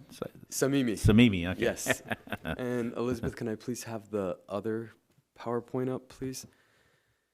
And we are on slide 15. While we're doing that, I brought up I know why staff wants you to paint the south elevation wall white, because the paint's bleeding through. It hasn't been painted forever, and I saw it, actually noticed that. That was one of my comments, to make sure that got painted. But on the metal buildings on the site, have you seen the metal buildings on the site? I have, but I think pretty much everyone here is more qualified to speak on that than me. Yes, Mr. Mayor, I must say, you're So I guess it was an old hospital. maintenance building, I'm guessing. The tin You're very familiar with that hospital. with the orange rusted roof. Et cetera, so, It probably leaks. But yes, I'm familiar with the maintenance building. Would you, is that there, and then you have some kind of a privacy for the residents back there in between the two buildings, the metal thing that goes up or whatever. Yeah, you think you can get all that painted up to match? Yes, Okay. we can paint that up. Because it's not in the scope of work, it sounds like, right? That's correct. Okay. So if we made a condition to have the rest of that stuff painted up, that Yes. wouldn't be a problem. Good. Not a problem. I got a question. Mr. Coops? Oh, just one more. trying to get You seem to You're know. Don, right? Or Farrell? I'm Farrell. Farrell. I got all my names mixed up. That's Okay. How long has your group owned this property? or 16 or No, we got another guy. Okay. I was throwing the dice. So what happened in 2014, we took it out of bankruptcy from a previous owner. And then we started fixing it up. And then in 2020, we sold the property, and now we're doing a lease-back deal. When did you take it from the bankruptcy? That's the guy that got in trouble? Yep. That was we put little fraud going on, I think. Well, be careful, that's my next door neighbor. And Really? We took two hospitals. Did a out lot of bankruptcy. gallbladders over there. Probably so. But so we fixed it up and then sold the property, did a long-term lease-back deal. Okay. How many beds was that hospital when you took it over, or when it was a actual Well, hospital? it was actually it was closed when we took it over. When you took it over, but I mean, previous, how many beds? It was it? 144. So it was up to 144 at one time. That was my. Yeah. Full You're ED. going 32 to 92, and then it went one. So you put 144 beds in there if you ever had to. No. No? Right now, because of seismic requirements for OSHPD for the state of California, that hospital will no longer ever be an acute care hospital. So it Won't was qualify for anything but psychiatric or behavioral health. Okay. Yeah. Thank you, Don. All right, I'm glad everyone's getting their questions answered by the right people. I don't want to answer anything I don't know the answer. It's good you brought your team with you. Yeah, exactly. We're not used to having an answer for all our questions. It is appreciated. Okay, so this is the last of it. We've talked about lighting at length. I think everyone understands what's going on. The existing lights do sufficiently illuminate the parking lot. We are going to do the photometric plan. That is a condition of approval. We're not asking for that to go away. The bigger question is whether or not it's going to disturb the neighbors, I think more so than whether we have enough light in the parking lot. That's fair. So we'll continue. Next slide, please. So we are asking, this was another question that I heard in your questions to What staff. more do you want? Yeah. Yes, Yeah. we are asking for more here. So there's 3 conditions of approval. So no, there's a bunch of conditions of approval that have been added that are new with this CUP. Okay. Hold on. What we're looking for is the application for modification of the CUP. Right. Now, are you asking for an additional modification to your application? No, I'm only asking for changes to the new conditions of approval that were added in this resolution that we hadn't seen until Wednesday or till Tuesday, until the staff report came out. So what you're talking about is your correspondence that staff received at what, 4 o'clock today? No, I'm actually not. I've spoken to staff about that. So just so that everyone understands what we're talking about, I'll explain. We're no longer going to be asking for, so I had sent correspondence to staff today because what's happening now is that we have 3 resolutions and all of them have conditions of approval. And so the 16 resolution modified certain 15 conditions of approval, and the 22 CUP modifies certain of the 16 and 15 conditions of approval. And so in order to navigate the 3 different conditions of approval document, I had to go through all of them and do an analysis and figure out what's still relevant and what's still applicable. We're not going to ask for it to all be consolidated. I had asked staff whether it's possible to just make one clean new conditions of approval so it's clear to everybody. We thought it was going to be, efficient, easier to enforce, etc. But having spoken to Elizabeth just prior to the hearing starting, we decided that that's probably going to delay things, and we don't need any further delays. We can figure it out with staff and just clarify what's been modified, what's still applicable, and what's not. So I don't think we need to ask for a new resolution that combines everything. However, so that's all background. What we're actually asking for is 3 of the new conditions of approval that just came along with this new CUP. And so the first one is condition of approval number 15, and this goes directly to the point that we dealt with the first time around and how OSHPD kind of delayed everything, and it was more of a delay than anyone anticipated. So what the hospital can commit to, there's a December 31st, 2023 deadline for all of the improvements. And we can commit to that deadline for everything that does not require OSHPD approval. But OSHPD is, and we have experts here that can speak about the process. I'm not that expert, but what I've been told by management is that it's not realistic, and we don't want to have to be here before you again saying, oh, we need more time because of Oshpot, because we already know right now that we're going to need more time because of Oshpot. So we'd like to rectify that. Mr. Mayor, can I ask a question about Yes. that? Can you give us an example of an item that will require OSPOD approval? If we go ahead with this approval tonight, can you give us an example of something that will require further OSPOD approval? Yes, so normally it's a submittal time frame, and usually the design could take potentially 3 months, which I should probably require all the details referencing the various codes, UBC. So you mean the uniform facade building codes. improvement? Pardon? The facade improvement? Yes, yes. Okay, all right. Yes, so it'd have to comply with Uniform Building Code, actually, and those plans are submitted to OSHPOT. In the event they have questions after their initial review, they would send it back and say, we need to do a back check. Depending on what that back check is how long it takes for the designer to resubmit, which usually is a number of, could be 30 days, I think it is. Upon completion of that, then it goes through from a structural. They look at the electrical, in addition that electrical is required. In this case, it's not. They'll look at also any kind of attachments to the building, what's required, what's existing. So it could potentially take anywhere from 6 to 8 months for approval.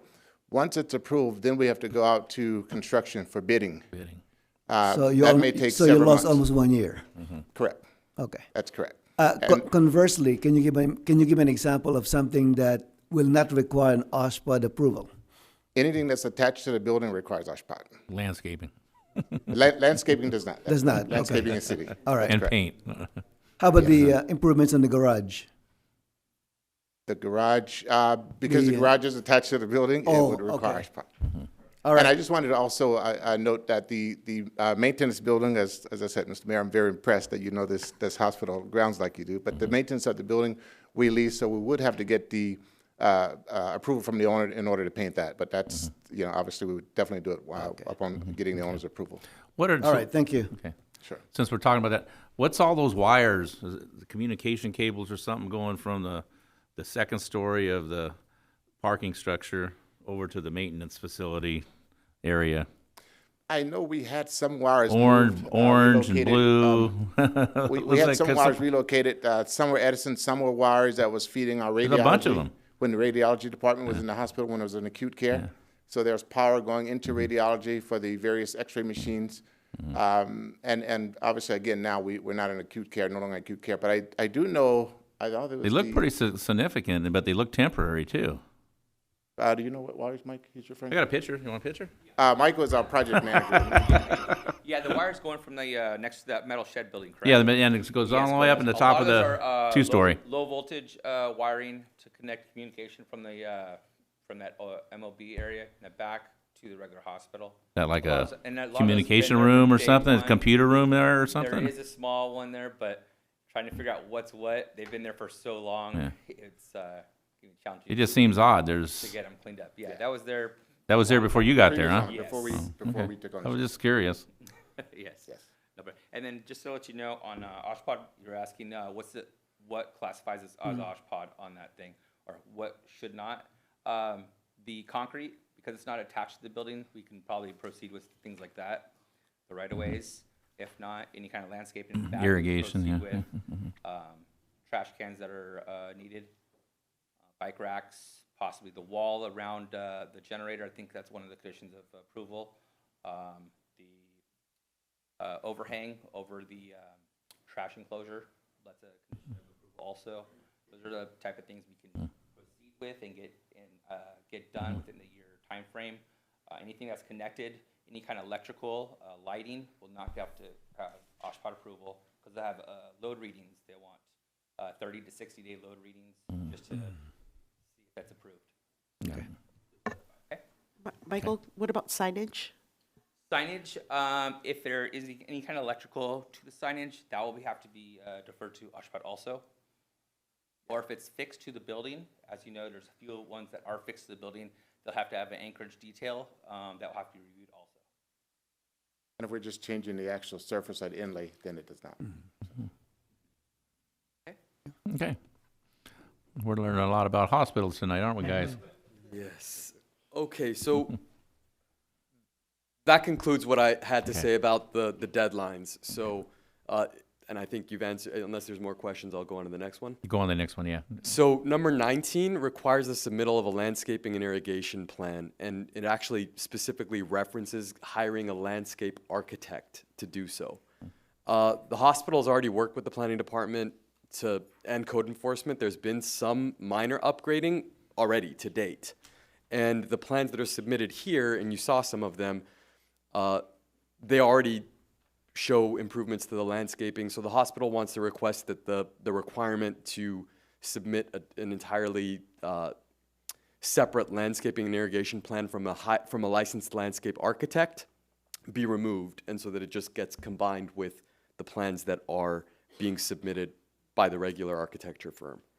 So that's that condition of approval. I'm happy to answer questions about it. So your architect can do the irrigation and landscaping plans in Correct. his set of plans.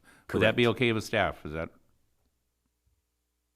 Mr. Mayor, the reason why this is in here is that it actually is a state requirement. It's the Model Water Efficiency Ordinance, and that's all required by the state. So I believe the MUELO, for short, is if you modify more than 500 square feet of landscape area, you have to provide drought-tolerant planting. It requires specific calculations be done to make sure that there's no waste of water. So if this condition were to be removed, it's still a state requirement. So whether it's in the COAs or not, it's still a requirement that the applicant needs to meet.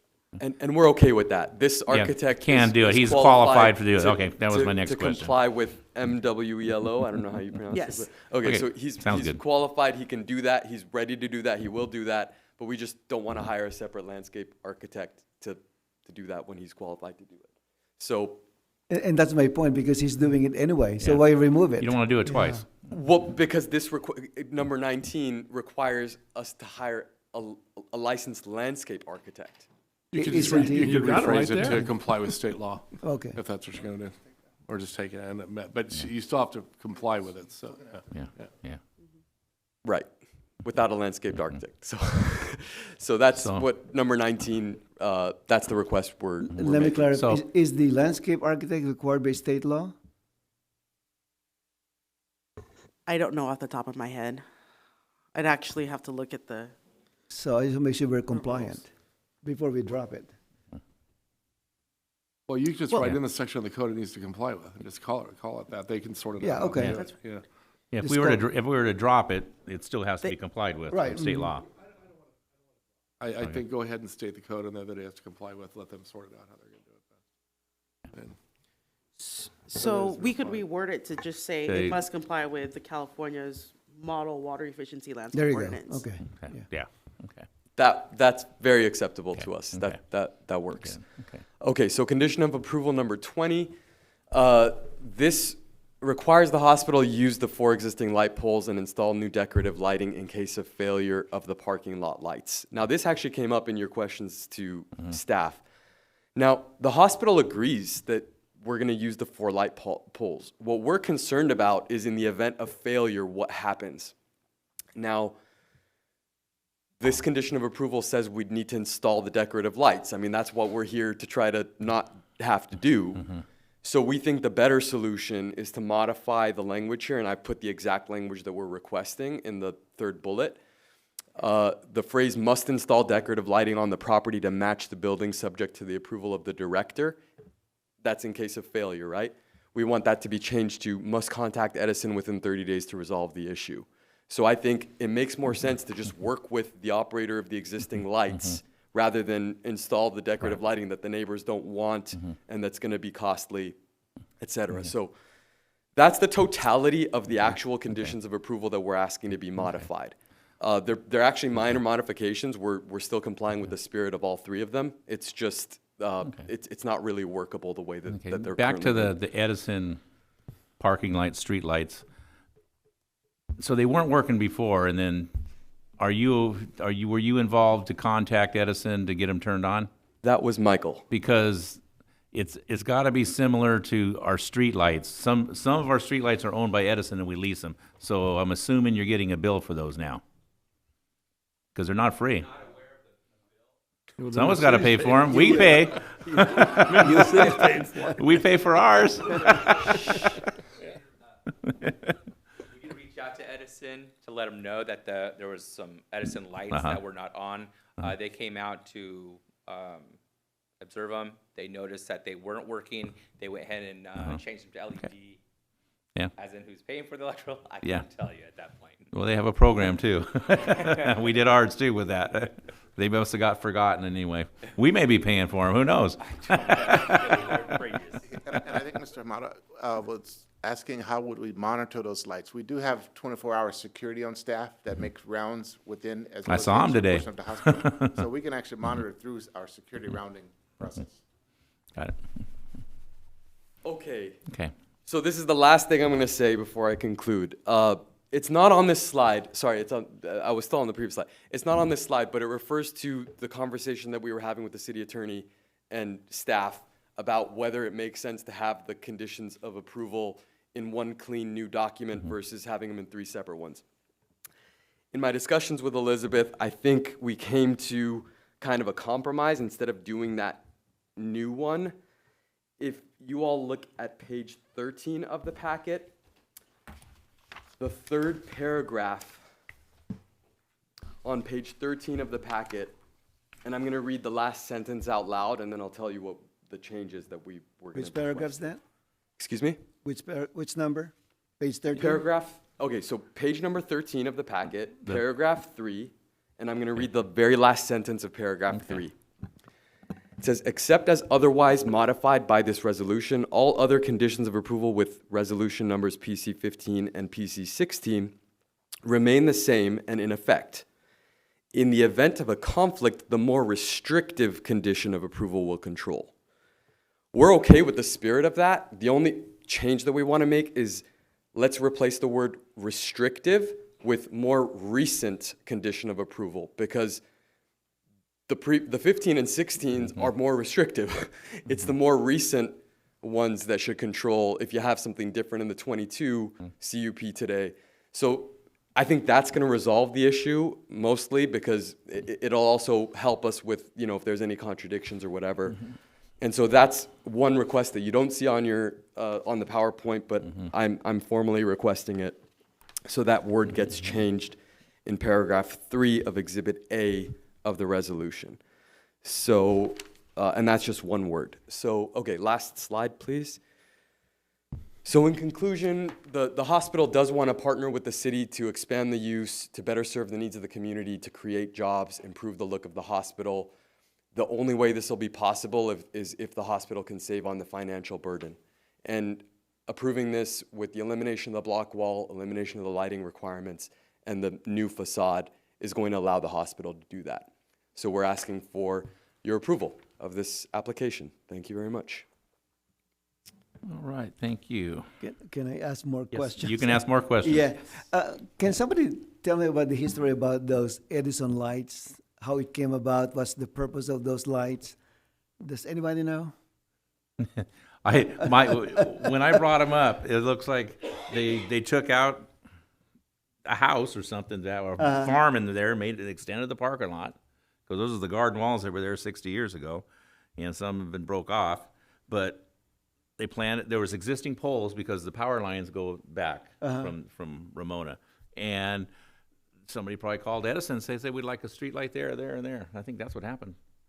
And somebody knew somebody, and Edison put up street lights. Back when you could do them. I was wondering if the city is paying for those lights. Well, no, I know. That's because somebody has to pay. It's the electricity. They're not free, but that's why I was curious. They weren't working because they were all burnt out. Edison didn't even know. Edison has somebody drive around once a year and look at lights, make sure they're still light, and then they write them down and come out and fix them. Can we look into that, Mr. City Manager? It's an interesting dilemma. I mean, I wouldn't even open up that can of worms. Yeah, but I mean, the thing with the Edison lights, if they're not paying for it, somebody is. And somebody's paying for it. Those lights got to be on, and if somebody stops paying for it, they should be responsible for lighting that parking lot. So I think that needs to be that's what I'm covered getting somehow. at, because what if it's removed? Right. So somebody needs At to, some that point in probably needs to time. be covered in the conditions, frankly. So what do we need to, what do we have to do? Require the applicant to, or as a condition to. Well, it's still in the condition number 48, I think. Yeah. Still there, right? in the unlikely event it's removed at some point in time, Beth, can you require a lighting plan which covers all of this, or some other substantive plan that would meet that standard, to meet the current lighting standards in the lot? We I- can. I think I would add that condition. isn't it We have covered to in specify, yeah. Yeah. is that covered in 48?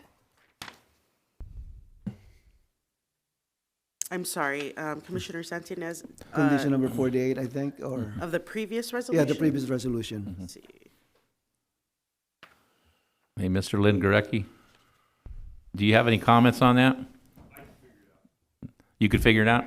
Okay. Okay.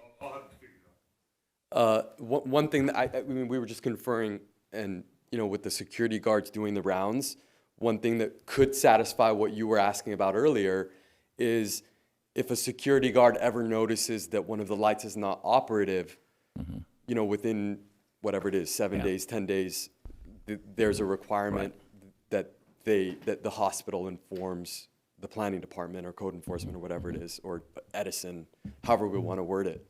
But we'd be happy to monitor that and report if we ever see something. All right, good. And one more question. Can you clarify something for me about the number of beds? Right now you have 32. Correct. And then you mentioned about 60 at some point in time. And 60 were added by conditional use permit in 2016. Oh, okay. And so right now we're approved for 92, but we haven't actually expanded to 92. Okay. That's So- going to happen in conjunction with all of So this. if you have your ways, what is the maximum number of beds that it can accommodate? 92. 92. That's it. Okay. There's no more space beyond that. Beyond 92. Identified done, basically because that building would have to meet these seismic upgrades. Okay. And because it was an acute care and now behavioral health, that takes us out of it, but we don't have additional beds that we can add beyond the 92. Okay. All right. Very good. Thank you. Yes, Mr. Mayor, quickly, thank Mr. you. Amato, go ahead. When I went out to look at the lighting that evening, you benefit from those lights because the arms project over the fence onto your property. So somewhere you're getting the benefit. Again, I'm not sure if you're paying for it, but that's, again, I think it looks like we're going to look into it. Staff will. I mean, now Edison does a lot of billing wirelessly. They may be sending you a bill already, and you guys are paying part of the electricity for the building. But again, that's something you guys need to look into. To better light the back parking lot, again, when I saw it, yes, the perimeter lights up because the lights are just pretty much just over the, the edge. But the middle of the parking lot is the low, a much lower lighting. I mean, not dark, but is there a possibility of changing the heads to create a better tilt to light up more of the parking lot without spilling over into the abutting properties?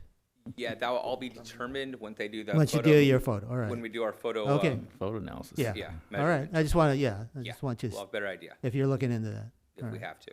All right, Okay. good. All right, okay, thank you. All right, thank you That very it? much. Okay. Any final thoughts, guys? I'll entertain a motion to close the public hearing then. Move to close the public hearing. Second. Without objection, that'll be the order. Hearing is closed.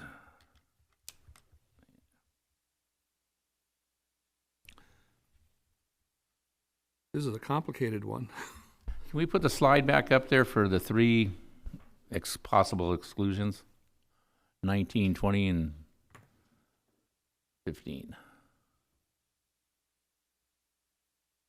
Why don't you take them one by one? 15. Sure makes sense with the hospital hotspot agency. And, not very often we get somebody that's truthful about how long it's going to take in a realistic timeline. So we all good at 15 to extend it to December 31st, 2024? Mr. Mayor, just a quick question for my edification. So Hodgepod, has the oversight of that for hospitals. So you get you can use the 92 beds before We closed the We public. need to- No, public you hearing. still gotta get, Hold on. yeah. Councilmember Hey, Hamada. public hearing. Hamada. Hold on. Oh, I'm Hold on. sorry, I'm Yeah, sorry. we got, we're up here talking amongst us. All right. Yeah, I'm sorry. Yeah, I'm okay with that. Yeah. Given the extended time. I mean, you heard, I'm okay well, with based on what we heard, COA. Yeah. we all good? Yeah, Yeah. it's, Yeah. my concern is I don't want him to be doing landscaping in the front because they're gonna be painting. They can figure that out. Yeah, they can delay that. We're not micromanaging it. No, I'm just saying. Yeah. I'm just saying.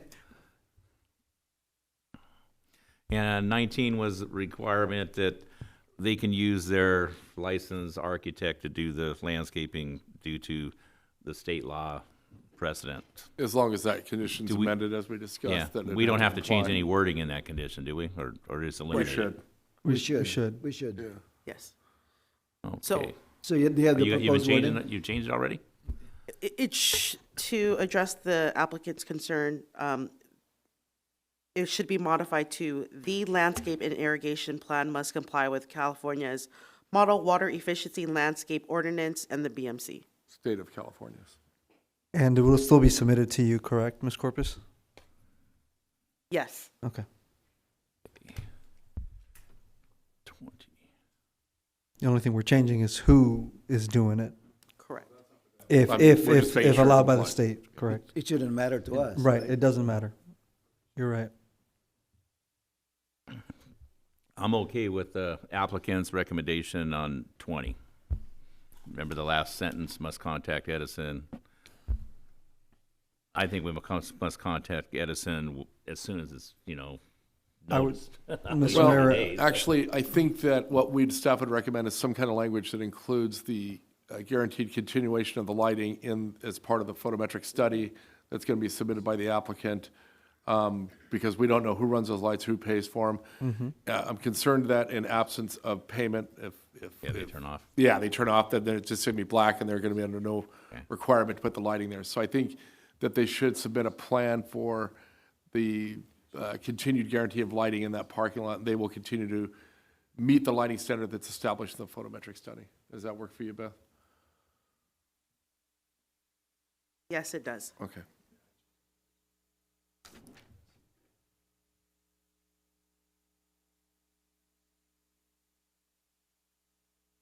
Change We're, that. we're all good about it, as 20 as amended, as it was just discussed? Yeah, I'm okay. We're all good? Okay. Yes. Okay, that means that's good. Just clarification, that's gonna be ongoing, because if there's any change in lighting, Correct. They'll have to meet the standards that's right, submitted. okay. yeah. And to clarify, we're removing the wording though, that they would have to install decorative lighting on the property, right? We're just gonna base it off of the study? That's how I. Correct. That's I what I'm understand understanding. Okay, Yeah. it. They can use the existing. Yeah. okay. One last item they requested as well, instead of the more restrictive condition, the most recent condition. Oh, that's right, recent. Yeah. And I'm okay with that, because that makes sense. Yeah. Same here. We all I agreed on the agree. change on the recent, most Yeah. recent Yes. condition. Thank you, Mr. Stewart. How about the condition on the driveway coming from Ramona? Oh, that was in, that's in. a- That's it- included It's in the already existing in a condition. condition, It is existing already, condition. okay, yeah. okay. That one. And then, Mayor, you Yes. also requested that the maintenance building be painted. Yes. Did you want that specific condition of approval as well? Yeah, we need, I would like to see that added. They agreed to it, and they obviously know that it was a little tad. And that would be subject to the approval of the planning director, if that works for the council. Just to match, I mean, it's white now, it's rusty, old white, and whatever, just Yeah, spruce we it can, up. we can easily add that to condition number 16. And it's like two buildings and it's actually two buildings and a partition that's about 20 feet, 25 feet tall. In between, there's a partition in between the buildings, so it doesn't spill over whatever they were doing in that building.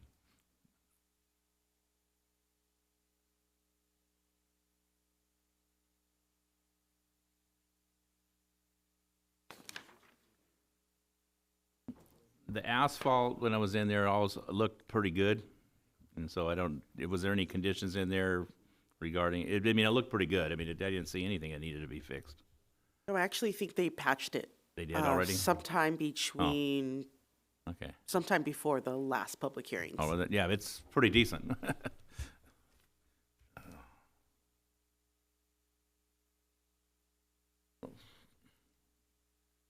A block wall, as I opened up, I said I was on the fence. I can see that we're talking about this.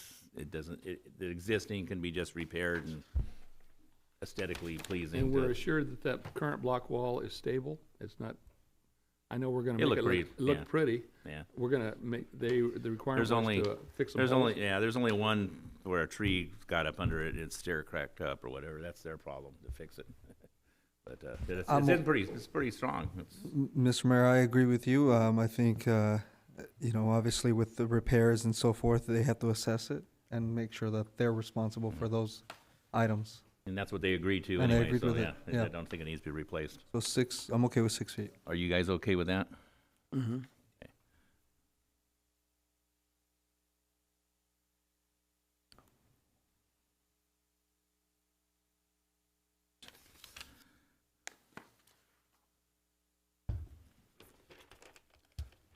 Okay. Am I missing anything? The facade and then the lighting. Or we already did the we did lighting. We already did, yeah, the Block- now lighting's we got done, the- Yeah. Can we go with a new facade? well, yeah, the facade, it's as conditioned as what they're, So we're gonna ban. as remember they staff proposed, is their proposal. Perfect. We're just doing the changes of what staff came up with. On staff's report, they just wanted to change a few things, the block wall being one of them, and the three conditions, 19, 20, and 15. And then we added paint the accessory buildings.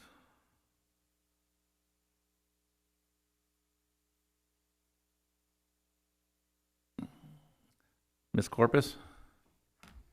As it was discussed up here, the screening for the open air areas of the underground or the floor level parking structure, those were gonna be removed and powder coated white. Is that in the plans at all? Cause I don't remember seeing that. It is. It's actually on page 80. Okay.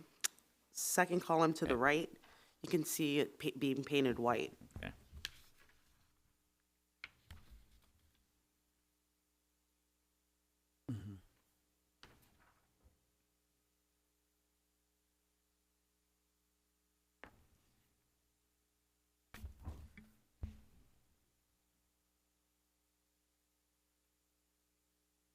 Okay.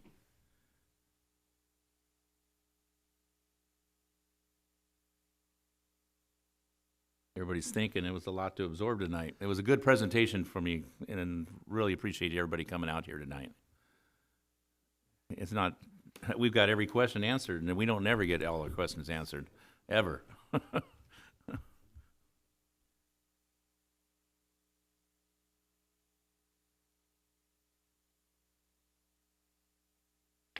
Have we covered them all? I think we covered them all. I'm just trying to make sure we didn't forget anything. You guys, did we forget anything? Okay, good. Since the public hearing's closed, right? Well, I know it is, but I needed a thumbs up of There some we go, sort. thumbs up. We're Yeah. good. Mr. Mayor, with Would you that, like- That's would not- you- that's it sounds not like part of you, public hearing. sounds like you're looking for a motion now, Mr. Mayor. Yeah, would you like me to make it since I made the notes of what we're doing? Go for it. I mean, it's.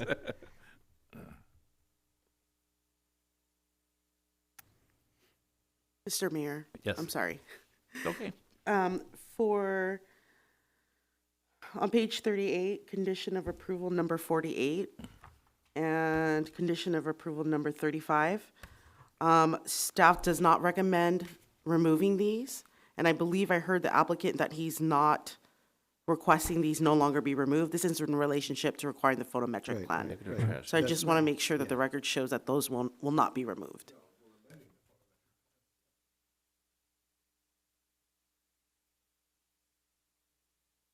We are amending that phonometric plan and condition number 20 in the current resolution. Well, my understanding is unless it's amended, all the conditions apply. Correct? From the planning commission? Yes. So they stand. Unless they contradict Or modified. or are modified. Yeah. Okay. So if it's silent, then then- it stays. Yeah, exactly. Okay, so staff's good with everything we discussed? Yes. Sounds like we're good. All right, I got that one. Okay, let me.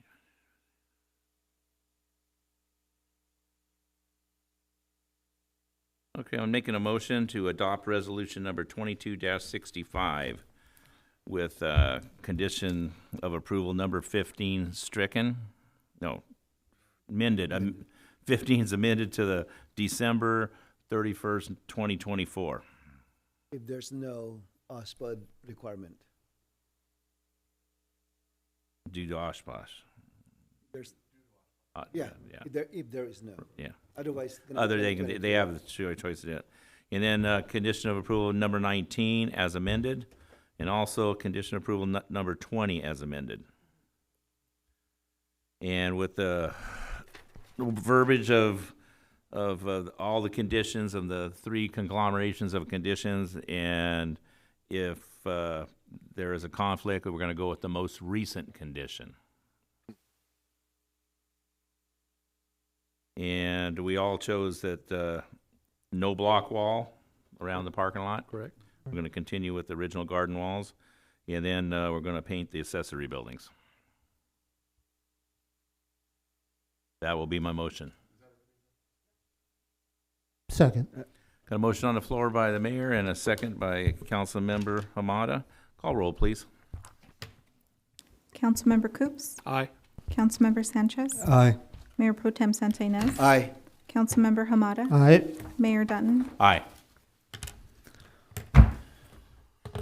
7 years. We got there. Not yet, not yet. 2024. Yeah. It's almost biblical. Yeah. All right, thank you so much. Thanks, guys. Okay.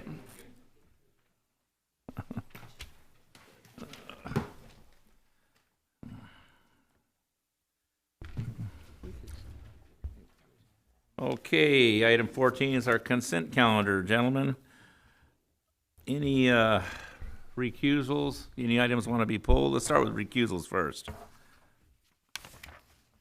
I bet we don't have any recusals according to this cheat sheet I got here. Yeah. Anybody, any items want to be pulled by anybody? For discussion or otherwise? If not, I'll entertain a motion from one of you. Move the consent calendar. Second. Okay, we got a motion by Coops and a second by Hamana for the consent calendar. Without objection, that'll be the order. Picking up speed now. Yeah, council reports. Going so fast, I lost my place. Councilmember Coops, you got something to say? Well, you know, I'm the angel of death here, remember? So I'm going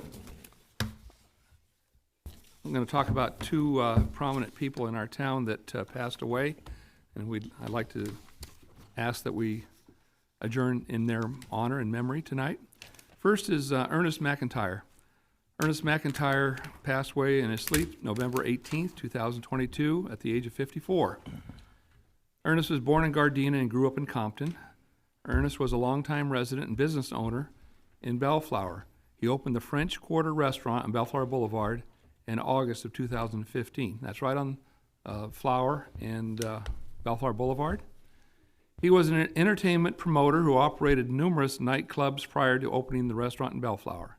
He was well known and always seen greeting and laughing with people at the French Quarter, and quietly helping those that were in need.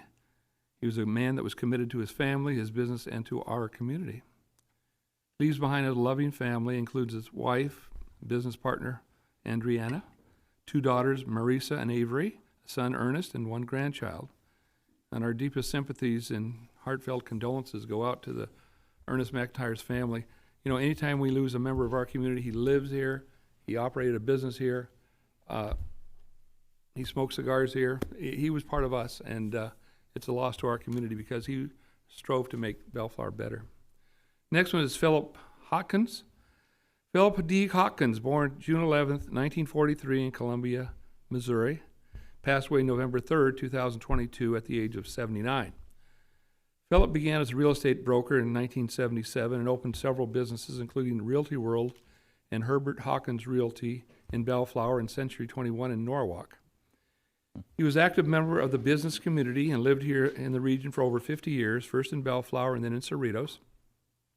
During that time, he was also elected and served as the California Assembly member from 94 to 96. As a business leader, Philip served on the Rancho Southeast Associates of Realtors, the Bellflower Township Redevelopment Committee, an advocate of small business ownership, and Philip was an active member of the Bellflower, Cerritos, Lakewood, and Paramount Chamber of Commerce. Philip was elected to the Central Basin Municipal Water District Board of Directors in November 2000 to represent Division 5, which includes the cities of Artesia, Bellflower, Cerritos, Hawaiian Gardens, Lakewood, Paramount, and Signal Hill. He was reelected in November 2004, 2008, 2012, and most recently in 2016. Phil was preceded in death by his wife, Janice. She died of the COVID here about 2 years ago. And leaves behind a loving family, including his 2 children, Phil Jr. and Sheila, and grandchildren, and many, many countless friends and colleagues. And again, our deepest sympathies go to Phil's family. I met Phil about 40 years ago when he first opened his real estate office. It was located on the corner of Beach and Bellflower Boulevard. There was the 2-story building next to Moto United stands and a little Spanish-style house that he worked out of. And he brought to me one time a Coke machine. I said, I'm the Maytag guy, but he wanted me to rewire a Coke machine, and I sent him away with that. But that's how I first met Phil. He's just a real gentleman of a man, and he represented Bellflower in the Assembly and has, up until his demise, continued to work for us at the Central Basin Municipal Water District. Thank you, Mr. Mayor. Thank you. Councilmember Sanchez. Thank you, Mr. Mayor. First off, my deep condolences to those individuals' families as well. I'd like to turn it over a little bit to some fun activities that have happened here in Bellflower recently. I'd like to congratulate the Bellflower Buccaneers for getting into their division championship title for CIF. Unfortunately, they did not win the championship, but they were runner-ups. They had a tremendous season. The coach there has really turned things around. Correct me if I'm wrong, Mr. Coops, but I believe it's 71 years in the making to get to a we didn't rush into this deal. We took a lot of practice years to get to this point, so this is a big deal. Yeah, it's a big deal. It was a big deal. The stadium was packed, and it was a fun evening watching that game. Also, would like to congratulate the St. John Bosco football team. They did win versus Monterey, and it was a close game. It was a very nail biter at the end. They barely took the score right at the end. Almost could have fumbled it, and they could have scored a pick six there. But congratulations to both Bellflower schools on their achievements and their hard work and dedication. Just want to bring that up. That's it, Mr. Mayor. Thank you, Mr. Sanchez. Mayor Pro Tem Sonny Santinez. Thank you, Mayor. I just want to thank our planning, economic development department for organizing the Emprendedores program. If you're not familiar with this program, it teaches new business owners to start how to start a business, how to fund a business, and how to grow a business. The last graduation that we attended, I think Councilmember Hamada, Coops, and Sanchez were there, and myself. There were over 26 graduates, and it is a wonderful program. So if you don't know this program, please contact the Economic Development Department because we are here to help you. And as one of my messages to the graduates, I encourage them to set up their shop in Bellflower because we invested on them, and then we fund this program, and we expect them to give back to our community. Thank you, Mr. Mayor. Thank you, Mayor Pro Tem Santinez. Councilmember Hamada. Yes, thank you, Mr. Mayor. Quickly, just give you an update on the SCAG subcommittee that I participate on, the racial equity and land use planning. In January, we'll be again, having our final meeting to formulate draft policies to be presented before the regional council. And there's been a lot of discussion, and there's been a lot of history given to us, and so looks like we'll be looking at some more short-term, midterm, and long-term type policies, and so it's been interesting, and it's kind of been quick, and so we'll hopefully just wrap that up for January and move into the new year. All right. Okay. Thank you, Mr. Mayor. Thank you, Councilmember Hamada. And I myself been mayor for the past year. This is my last meeting as mayor, and I would like to thank all my colleagues for supporting me and running our monthly business here in the city of Bellflower. It's been a nice ride for the last year, and being a 4-time as mayor, it's very rewarding and exciting and very close to my heart. And I really thank you all for believing in me and being able to take care of the daily business and having your faith in myself. And it's very humbling to know that my colleagues and friends are there to help me get through this and move on to the next big thing.